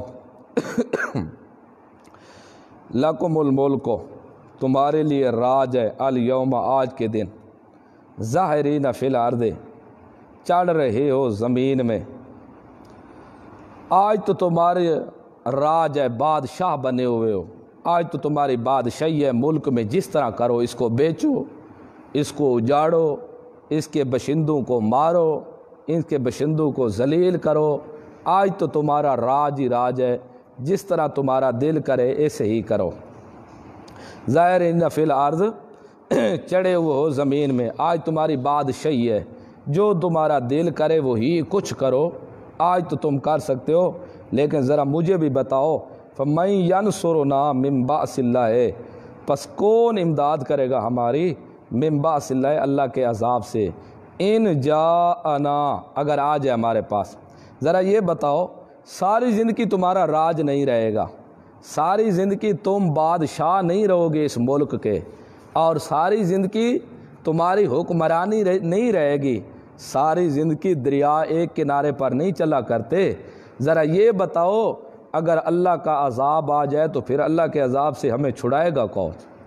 ذرا مجھے بتاؤ تو صحیح نا، یہ سچا رسول ہے ہو اور تم نہ مانو، اللہ کا عذاب تو ضرور آئے گا۔ اگر اللہ کا عذاب آئے تو پھر یہ ذرا بتاؤ کون چھڑائے گا میں؟ یہ باتیں سن کے نا فرعون کو بڑا غصہ آیا، اس نے کہا کہ یہ تو لوگوں پر بڑے حملہ کر رہا ہے، اس کی بات تو بڑی پر اثر ہے، یہ تو لوگ اس کے معتقد بن رہے ہیں، یہ تو اس کی بات مان کے یہ تو موسیٰ کی سیٹ لے جائیں گے، موسیٰ کے ساتھی بن جائیں گے۔ فرعون فوراً کھڑا ہو گیا مجلس سے مخالفت کے لیے۔ آگے تقریر آگے آ رہی ہے فرعون کی، مخالفت فرعونی۔ قال فرعون کہا فرعون نے، ما اریکم الا ما ارا، جب قوم نے منہ کیا نا فرعون کی طرف، آخر ایک دین سے دوسرے دین کی طرف بدلنا کوئی آسان تو نہیں ہے نا، انہوں نے جب موعد کی تقریر سن دے فرعون کی طرح، لگتا ہے یہ باتیں سچی کہہ رہا ہے، ایک دوسرے کو جب کندھے لگائے نا اس طرح، لگتا ہے باتیں اس کی سچی ہے تو جٹ ہے تو بیچارہ چھوٹی سی قد کا ایسے ویسے، لیکن باتیں یہ کھری کریں، بات سچی ہے بالکل، عذاب آ جائے تو ہمیں چھڑائے گا کون اللہ سے؟ جب فرعون نے دیکھا یہ تو سارے اس کے معتقد بن رہے، فرعون کھڑا ہو گیا، کہنے لگے فرعون کو تو کیا مشورہ دیتا ہے؟ فرعون نے کہا میں نے کیا مشورہ دینا ہے، میرا کیا مشورہ ہے، پہلے تو نے کون سا مشورہ ہے؟ میرا مشورہ بس ایک ہی مشورہ ہے اور کوئی مشورہ نہیں ہے، موسیٰ کو قتل کرو بس، اور کوئی مشورہ میں نہیں دے سکتا۔ قال فرعون کہا فرعون نے، ما اریکم نہیں مشورہ دیتا میں تم کو، الا ما ارا مگر جو مشورہ دے چکا ہو، وما اہدیکم باقی تم کہو کہ یہ تمہارا خیر خواہ ہے، یہ مومن اور وہ موسیٰ جو میرے روٹی کھا کے پلہ ہے میری روٹی کے اوپر، وہ خیر خواہ ہے، نہیں ما اہدیکم جو رستہ میں تمہیں دکھاؤں گا نا یہ رستہ تمہیں ایسا نہیں دکھائیں گے، ما اہدیکم نہیں میں رہنمائی کرتا تمہاری، الا سبیل الرشاد مگر ایک بھلائی کے راستے کی طرف۔ وہ بھلائی یہی ہے، اپنے باپ دادا کے مذہب کے اوپر قائم رہو، وہی بھلائی ہے۔ تم میرے تحت رہو، یہی بھلائی ہے۔ تم میرے معتقد رہو، اس کی بات بھی نہ سنو۔ فرعون نے بڑے جذبے میں بات کی۔ شیطان نہ مراد تقریریں کرتے تو اس طرح نا، ایک دفعہ تو آدمی کا دماغ بھی ہلا کے رکھ دیتے ہیں۔ سٹیج تو لگی ہوئی تھی فرعون نے۔ آج بھی آپ دیکھ لیں جو فرعون کے سنگی ہیں نا، اس کے ایک دفعہ تو تم بھی ہل جاؤ گے، دماغ ہل جائے گا کہ یہ ایسی ایسی روایتیں پڑھیں گے، ہاں سبحان اللہ، اس کو مکھن لگائیں گے جو اس کا تعلق اللہ کے رسول کے دور سے بھی نہیں ہوگا، اور بڑی بڑی باتیں کریں گے۔ ایک دفعہ تو حیران ہو جاتا ہے آدمی جب یہ باتیں کی اس نے۔ یہ تو فرعون چپ کر کے بیٹھ گیا، غصے ہو کے۔ جب یہ غصے ہو نا بے دین، اس کے کان بھی سرخ ہو جاتے ہیں، آنکھیں بھی سرخ ہو جاتے ہیں، لال ہو جاتا ہے بس۔ جب یہ کیا، پھر موعد کھڑا ہو گیا۔ موعد نے پھر تقریر کی۔ یہ تقریر موعد کی دوسری ہے۔ پہلی تقریر کی، اس میں 3 سٹیپ تھے، درجہ سیڑھیاں تھی۔ پہلی ہلکا لفظ، پھر دوسرا تیز، پھر تیسرا مزید تیز۔ اب دوسری تقریر ہے، پہلی تھوڑی نرم تھی، اب اس سے زیادہ گرم ہوگی۔ قال الذی، کہا اس شخص نے، آمنا، جو ایمان لے آیا تھا، یا قومی، او میری قوم والے ہو، ذرا میری طرف توجہ کرو۔ اب یہ کھڑا ہو گیا اور اب اپنی قوم کو کہتا ہے، یا قومی، اے میری قوم، ذرا میری طرف توجہ کرو۔ انی اخاف علیکم، بے شک میں خوف کرتا ہوں، ڈرتا ہوں، علیکم تم پر، مثل قوم الاحزاب، مثل دن کئی جماعتوں کے۔ مجھے ڈر ہے تمہارے اوپر پچھلی جماعتوں کی طرح۔ جیسے وہ کون سی جماعتیں؟ ذرا پیچھے حال پڑھ لو، مثل داب قوم نو، مثل حال قوم نو کے، و عاد قوم عاد کے، و سمود، اور حال قوم سمود کا، والذین من بعدہم، اور ان لوگوں کا جو ان کے بعد ہے۔ اور میری قوم والے ہو، مجھے ڈر لگتا ہے، مجھے بڑے پیارے ہو تم لوگ، کہیں تمہارا حشر ان لوگوں کی طرح نہ ہو جیسے نوح علیہ السلام کے امت کی طرح، تم بھی کہیں برباد نہ ہو جاؤ جیسے نوح علیہ السلام کے لوگ تھے۔ نوح علیہ السلام کی کشتی تو پانی کے اندر چلتی رہی، لیکن باقی سب برباد ہو گئے غرق ہو کے، کیونکہ انہوں نے نوح علیہ السلام کی نافرمانی کی تھی۔ قوم عاد، قوم سمود کی حشر دیکھ لو، کس طرح اللہ نے ان کو برباد کیا تھا۔ اور ان کے من بعد، اس کو چھوڑ کر، والذین من بعدہم، جو ان کے بعد اور قومیں آئی، شعیب علیہ السلام آئی، صالح علیہ السلام کی قوم آئی، نوح یعقوب علیہ السلام کی قوم آئی، باقی باب ابراہیم کی قوم، یہ ساری ذرا تم دیکھ لو ان کے حشر کیا ہوئے تھے۔ انہوں نے پیغمبر کی توہین کی، اللہ نے تباہ و برباد کیا۔ کسی کو آسمان پر لے کر الٹا دوبارہ ڈال کے پھر پتھر کی بارش برسائی، کسی کو بارشوں کے سار مار دیا، کسی کو چیخ کے ذریعے ان کے جگر پھٹ گئے، کسی کو اوندا گھرا دیا۔ اللہ نے کس طرح تباہ اور برباد کیا۔ انہوں نے پیغمبر کی نافرمانی کی تھی، اللہ کی نافرمانی کی تھی۔ اگر تم بھی ایسا کرو گے تو یاد رکھو تم بھی ذلیل اور خوار ہوگے۔ وَمَا اللَّهُ يُرِيدُ ظُلْمًا لِلْعِبَادِ، یہ بھی ادخال الیہ ہے۔ سوال پیدا ہوتا ہے، ساری قوم نوح کو اللہ نے برباد کر دیا، یہ ظلم نہیں کیا اللہ نے؟ قوم عاد کو برباد کیا، قوم صالح کو برباد کیا، قوم شعیب کو برباد کیا، تو یہ ظلم نہیں ہے؟ اللہ نے جواب دیا، مَاللَّهُ يُرِيدُ، اللہ تو ظلم کرنے کا ارادہ بھی نہیں کرتا، للعباد، اپنے بندوں کے لیے۔ ظلم کرنا تو بڑا دور کی بات ہے، ظلم کرنا تو بہت دور کی بات ہے۔ اللہ تو اپنے بندوں کے لیے کبھی ظلم کے بارے میں سوچا ہی نہیں، کبھی ارادہ بھی نہیں کیا۔ مَاللَّهُ، نہیں اللہ، یرید، ارادہ کرتا، ظلم کے لیے، للعباد، بندوں کے لیے۔ یا قوم، یہ اس کی دوسری تقریر کا دوسرے سٹاپ ہے۔ پھر ذرا اس میں نرمی سختی اختیار کرے گا، کہنے لگے، او میری قوم، ذرا میری طرف دیکھو، انی اخاف، بے شک اس وقت بھی میں ڈرتا ہوں، علیکم تم پر، یوم التناد، فریاد کے دن سے۔ فریاد کا دن، قیامت کا دن بڑا ہی مشکل ہے، مجھے خوف ہے اس دن پھر کیا بنے گا اگر تم آج مخالفت کرتے رہے تو۔ یوم تولون مدبرین، جس دن تم لوٹو گے پشت دے کر جہنم کی طرف، جس دن تب پشت دے کر لوٹو گے جہنم کی طرف، قیامت کے دن اللہ تمہیں جہنم میں ڈال دے گا۔ اس دن بتاؤ کیا حشر بنے گا تمہارا، خدا کا خوف کرو۔ یہ کیا کام کر رہے ہو کہ موسیٰ کے خلاف قتل کے منصوبے، اور وہ بھی موسیٰ کے خلاف بے گناہ، اور وہ بھی کہتا ہے صرف اتنے پر کہ میرا رب اللہ ہے، اور اس کے پاس دلائل بھی موجود ہیں۔ اور یاد رکھو ما لکم من اللہ من عاصم، نہیں ہوگا تمہارے لیے اللہ سے کوئی بچانے والا، اللہ سے تمہیں کوئی بچا نہیں سکے گا۔ تمہارے وہاں فرعون بھی کام نہیں آئے گا، آج تو کہتا ہے انا ربکم الاعلی، وہاں تمہارے معبود بھی کام نہیں آئیں گے، وہاں کوئی تمہیں بزرگ چھڑا نہیں سکے گا۔ ما لکم من اللہ من عاصم، نہیں تم کو اللہ سے کوئی چھڑانے والا۔ اور یہ نفی شفاعت کاری سمجھا چکا ہوں کہ مشرکوں کا یہ نظریہ تھا، جیسے آج بھی لوگوں کا نظریہ ہے کہ دن قیامت کے ہمیں زبردستی ہمارے پیر، ہمارے مولوی، ہمارے داتا حضرات یہ چھڑا لیں گے۔ اللہ نے نفی کی کہ اللہ سے چھڑانے والا کوئی نہیں ہے۔ یہ جو مشہور ہے کہ نبی کا پکڑا اللہ رسول کا پکڑا اللہ نہ چھڑا سکے، اور اللہ دا پکڑا رسول چھڑا لے، یہ سب شرکیہ کفریہ کلمات ہیں کہ اللہ پکڑ لے تو رسول چھڑا لے، رسول پکڑ لے تو اللہ نہ چھڑا لے، نہیں چھڑا سکتا۔ یہ کفریہ نظریہ ہے، اور یہ جملہ بھی کفریہ ہے، سراسر قرآن کے خلاف ہے۔ اس طرح کہو کہ اللہ کا پکڑا کوئی نہ چھڑا سکے، لیکن رسول کا پکڑا اللہ بھی چھڑا لے۔ اللہ تو ہر ایک کے پکڑے کو چھڑا سکتا ہے، لیکن اللہ کے پکڑے ہوئے کو کوئی نہیں چھڑا سکتا۔ ما لکم من اللہ من عاصم ومن یضلل اللہ، یہ ادخال الیہ۔ کوئی تقریر سے فائدہ بھی ہوا؟ مواعظ اتنے جوش و خروش کے ساتھ تقریر کے، اور بار بار کہتا تھا یا قومی یا قوم، میری طرف متوجہ ہو۔ کیا مواعظ کی تقریر سے کچھ فائدہ بھی ہوا تھا؟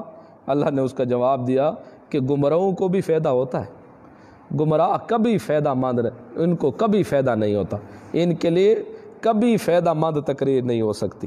وَمَن یضلل اللہ، اور جسے گمراہ کرے اللہ، فما لہ، پس نہیں ہے اس کے لیے کوئی من ہاد، ہدایت پر لینے والا، سیدھا رستہ دکھانے والا، اس کو کوئی نہیں ہو سکتا۔ یہ بھی ادخال الیہ۔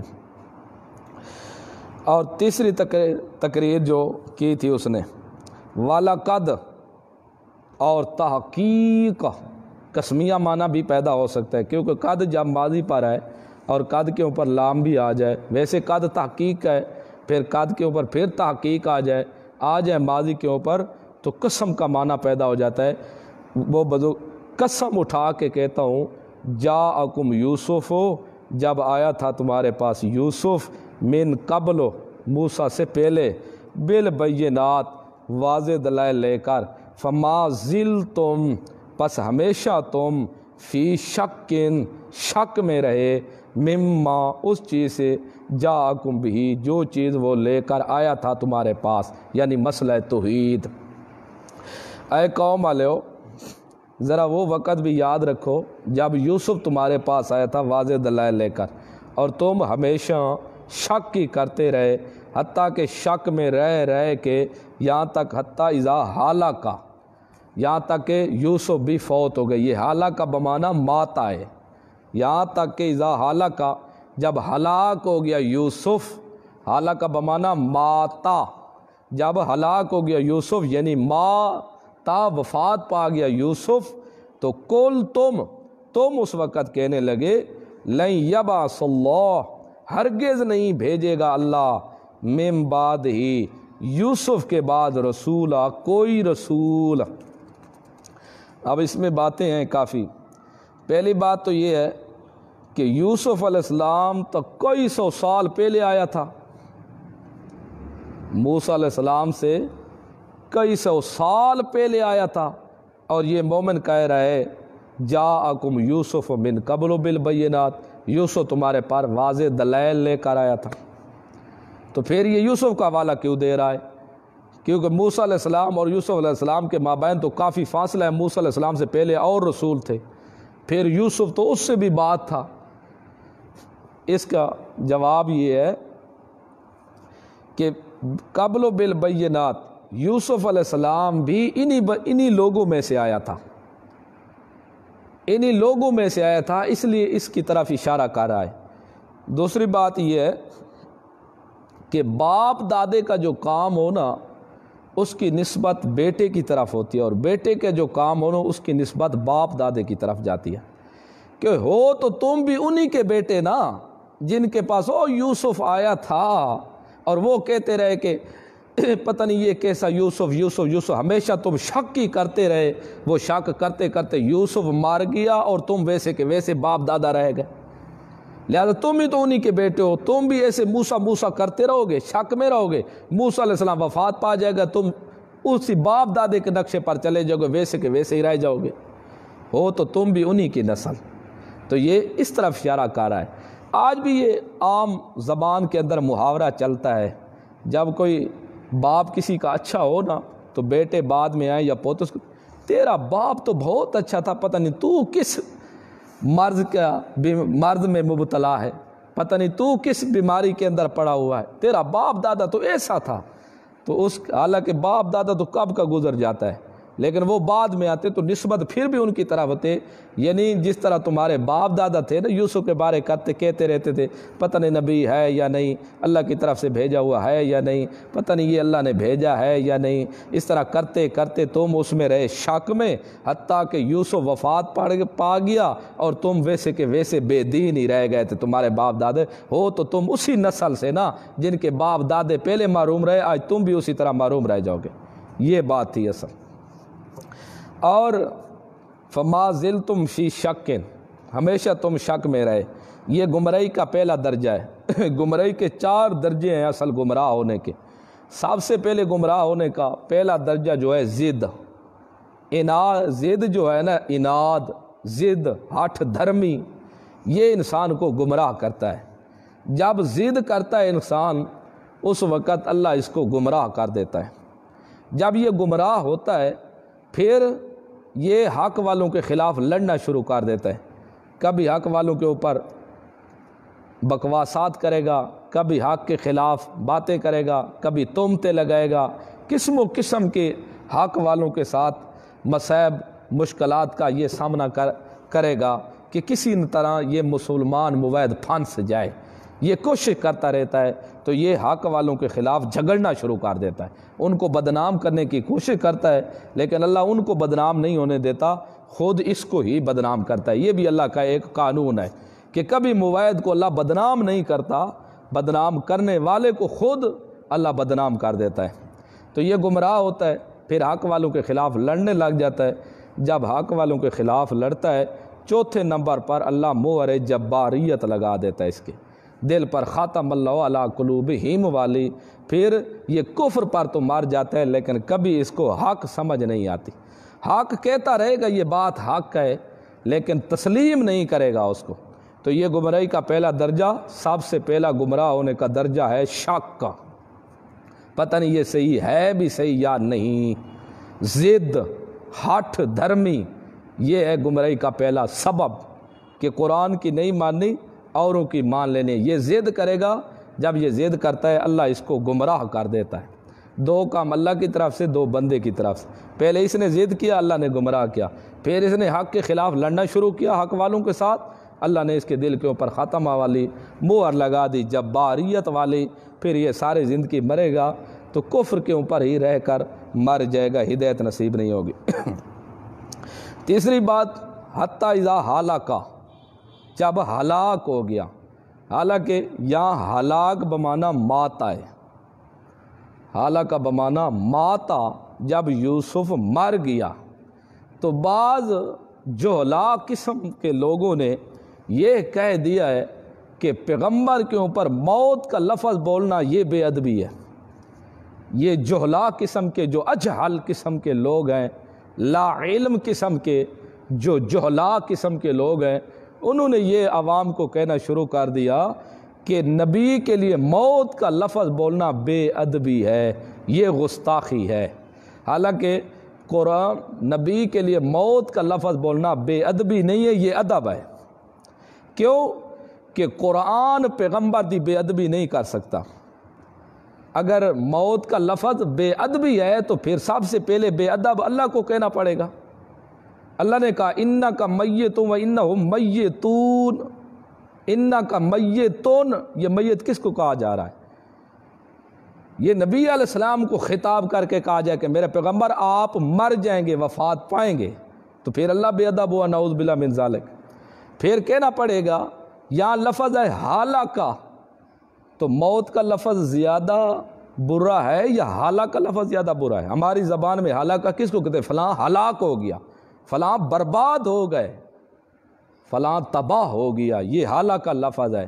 موت کے لفظ سے ہلاک کا لفظ زیادہ سخت ہے، لیکن اللہ نے یوسف کی موت کے اوپر لفظ ماتا ہی نہیں بولا، ہلاکا بولا ہے، صرف ان بے دین اجہل لوگوں کو سمجھانے کے لیے کہ موت کے اوپر چاہے ماتا لفظ بولو یا ہلاکا، یہ کوئی بے ادبی نہیں ہے۔ اگر کہو کہ ماتا کا لفظ بولنا بے ادبی ہے تو بولنا پڑے گا اللہ نے سب سے پہلے رسول اللہ دی بے ادبی کی تھی، نعوذ باللہ من ذالک۔ پھر کہنا پڑے گا کہ یہ سب سے بڑے بے ادب جو ہے وہ اللہ کا قرآن کو کہنا پڑے گا کہ یہ اللہ کا قرآن بے ادب ہے، نعوذ باللہ من ذالک۔ پھر صحابہ نے نبی علیہ السلام کی وفات کے اوپر کیا کہا تھا؟ حضرت ابو بکر نے من کان منکم یعبد محمدا فإن محمدا قد مات، جو کوئی تم میں سے محمد رسول اللہ کی عبادت کرتا تھا آج سن لو کان کھول کے، محمد رسول فقد مات، تحقیق مر چکے ہیں، وفات پا چکے ہیں۔ تو پھر کہنا پڑے گا سب سے بڑا جو بے ادب تھا وہ حضرت ابو بکر صدیق رضی اللہ عنہ تھا، نعوذ باللہ من ذالک۔ حضرت عمر بھی مات کہے، اما عائشہ رضی اللہ عنہ بھی کہ مات کہے، یہ سارے نعوذ باللہ ازواج محترات بھی بے ادب، کلہم صحابہ بھی بے ادب، کلہم قرآن بھی بے ادب، اللہ بھی بے ادب، نعوذ باللہ من ذالک۔ اللہ کے بارے میں یا صحابہ کے بارے میں یا ازواج محترات کے بارے میں اس لفظ کے ماتات کہہ کر کہنا یہ بے ادبی ہے، یہ فتویٰ ڈائریکٹ اللہ کے اوپر لگ رہا ہے، ڈائریکٹ قرآن کے اوپر لگ رہا ہے، ڈائریکٹ صحابہ کی جماعت پر لگ رہا ہے، ڈائریکٹ ازواج محمد رسول اللہ پر لگ رہا ہے، یہ ڈائریکٹ تمام صحابہ کو غلط کہہ رہا ہے۔ تو ایسا کہنے والا اصل یہ خود بے ادب ہے، قرآن کا بھی بے ادب ہے، صحابہ کا بھی بے ادب ہے، آل بیت کا بھی ادب ہے، تمام مسلمانوں کا بھی ادب ہے۔ تو معلوم ہوا جو قرآن کا بے ادب ہو وہ مسلمان نہیں ہے، جو ازواج محترات کا بے ادب ہو وہ بھی مسلمان نہیں ہے، جو صحابہ کا بے ادب ہو وہ بھی مسلمان نہیں ہے۔ لہٰذا موت کا لفظ بولنا کوئی بے ادبی نہیں ہے، کوئی بے ادبی نہیں ہے موت کا لفظ بولنا۔ نبی کے اوپر یوسف علیہ السلام کے اوپر لفظ بولا جا رہا ہے حتی اذا ہلاکا، یہ مومن کہہ رہے ہیں یہاں تک کہ جب ہلاک ہو گیا، اس کا معنی ماتا، جب وفات پا گیا، زہری لفظ ہے ہلاکا۔ تو لہٰذا یہ کہنا کہ موت کا لفظ نبی کے لیے بولنا بے ادبی ہے، یہ کہنے والا ہی اسلام سے خارج ہے، اس کا کوئی تعلق نہیں ہے نہ قرآن کے ساتھ، نہ صحابہ کے ساتھ، نہ ازواج محترات کے ساتھ۔ اور موت موت موت یہ تو واضح، جو لفظ بے ادبی کے ہیں وہ قرآن نے خود منع کر دی ہے۔ جب نبی کریم صلی اللہ علیہ وسلم بیان کرتے تھے، اگر کوئی بات سمجھ نہیں آتی تھی تو اس وقت صحابہ ایک لفظ بولتے تھے، اور اس محفل کے اندر منافق بھی بیٹھے ہوتے تھے، یہودی بھی آتے سنتے، ابو جہل بھی رات کو کان لگا کر سنتا تھا چار دیواری سے اللہ کے رسول کا قرآن، عتبہ شیبہ بھی سنتے تھے، صرف ضد تھا۔ جب محفل میں بات کر رہے ہوتے آپ صلی اللہ علیہ وسلم بیان کر رہے ہوتے تو اس وقت بات سمجھ نہیں آتی تھی تو صحابہ کہتے تھے راعنا راعنا، یا رسول اللہ، معنی بنتا تھا یا رسول اللہ ہماری رعایت رکھو۔ رسول اللہ صلی اللہ علیہ وسلم سمجھ جاتے تھے بھئی یہ بات سمجھ نہیں ہے، دوبارہ اس بات کو دہراؤ۔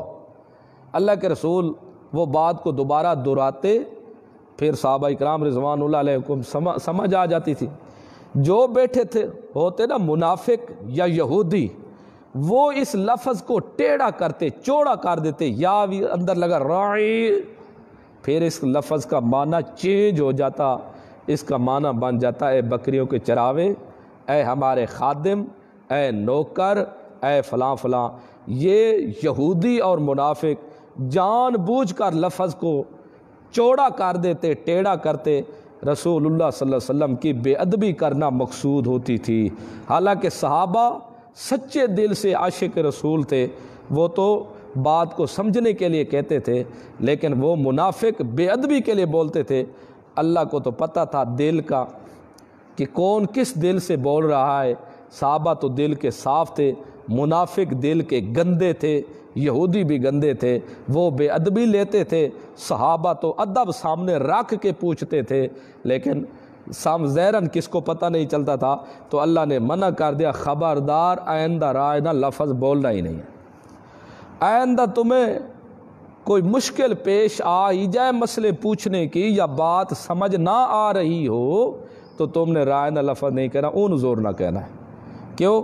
تاکہ یہ یہودی اور منافق جو میرے پیغمبر کی بے ادبی کرتے ہیں، اس لفظ کی آڑ میں آ کر یہ میرے پیغمبر کی بے ادبی نہ کر سکے۔ تو دیکھو، اگر یہ لفظ بے ادبی ہوتا موت، تو اللہ موت کی جگہ کوئی اور لفظ بول دیتا۔ اگر یہ ہلاک کا لفظ بے ادبی ہوتا تو اللہ کوئی اور لفظ بلوا لیتا، لہٰذا موت کا لفظ بے ادبی نہیں ہے۔ تو اس لیے جہاں لفظ کے اندر توہین ہو، وہ لفظ منہ میں بولنا ہی جائز نہیں۔ اس لیے جس لفظ کے اندر وہم و شرک کا، وہ بچے کا نام رکھنا بھی صحیح نہیں ہے۔ جس طرح پیراں دتا، رسول بخش، یہ موہم ہے۔ اس قسم کے جو لفظ ہے، یہ موہم لفظ ہے جس کے اندر شرک کی بو آ رہی ہو، وہ لفظ بھی، وہ نام بھی بچوں کا رکھنا جائز نہیں۔ اور تیسری بات یہ ہے کہ بعض لوگ کہتے ہیں ہماری تو نیت صاف ہے، ہم تو نیت کے ٹھیک ہے۔ دیکھو جی، ہماری نیت تو صاف ہے، اب لوگوں نے جمعہ اور جمعرات کی خرائطوں کو مختص کر لیا ہے، یا اسی طرح تیسرے دن مار جائے تو خرائط کر دی۔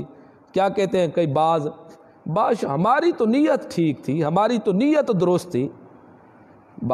نیت ٹھیک درست علیحدہ بات ہے، لیکن من تشبہ بقوم فہو منہم، جو بندہ جس قوم کے ساتھ مشابہت اختیار کرے گا وہ انہی میں سے ہوگا۔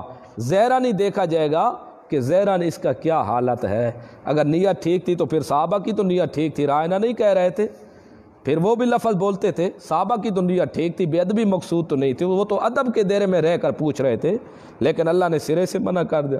یہودیوں کے جنازے آتے، اللہ کے رسول صلی اللہ علیہ وسلم کھڑے ہو جاتے تھے، کہتے پھر بھی انسانیت ہے، انسان ہے یہ۔ جب معلوم ہوا کہ یہ یہودیوں کا طریقہ ہے کہ جنازہ آ رہا ہو اور بیٹھا ہوا آدمی کھڑا ہو جائے، آپ صلی اللہ علیہ وسلم نے فرمایا میں آئندہ کھڑا نہیں ہوں گا۔ یہ یہودیوں کے ساتھ مشابہت ہے۔ رسول اللہ صلی اللہ علیہ وسلم کی نیت سے اور مزید بڑھ کر کس کی نیت صاف ہوگی؟ اللہ کے رسول نبی کریم صلی اللہ علیہ وسلم نے فرمایا کہ اگر میں آئندہ سال زندہ ہوا تو 10ویں محرم کا روزہ نہیں رکھوں گا، 9ویں کا بھی ساتھ رکھوں گا، 9 اور 10 رکھوں گا میں آئندہ زندہ رہا تو۔ کیوں؟ 10ویں کا صرف دوسرے لوگ رکھتے ہیں، میں 9ویں کا بھی ساتھ رکھوں گا، ان کی مخالفت کروں گا۔ کیا رسول اللہ صلی اللہ علیہ وسلم کی نیت کیا تھی؟ رسول اللہ صلی اللہ علیہ وسلم کی نیت سے بڑھ کر اور کس کی نیت صاف ہو سکتی ہے؟ لیکن سامنے مشابہات بھی ضروری ہے دیکھنا، یہ بھی ختم کرنا ضروری ہے۔ صحابہ سے، رسول اللہ سے، آپ صلی اللہ علیہ وسلم سے بڑھ کر اور کس کی نیت صاف ہو سکتی تھی؟ اللہ کے رسول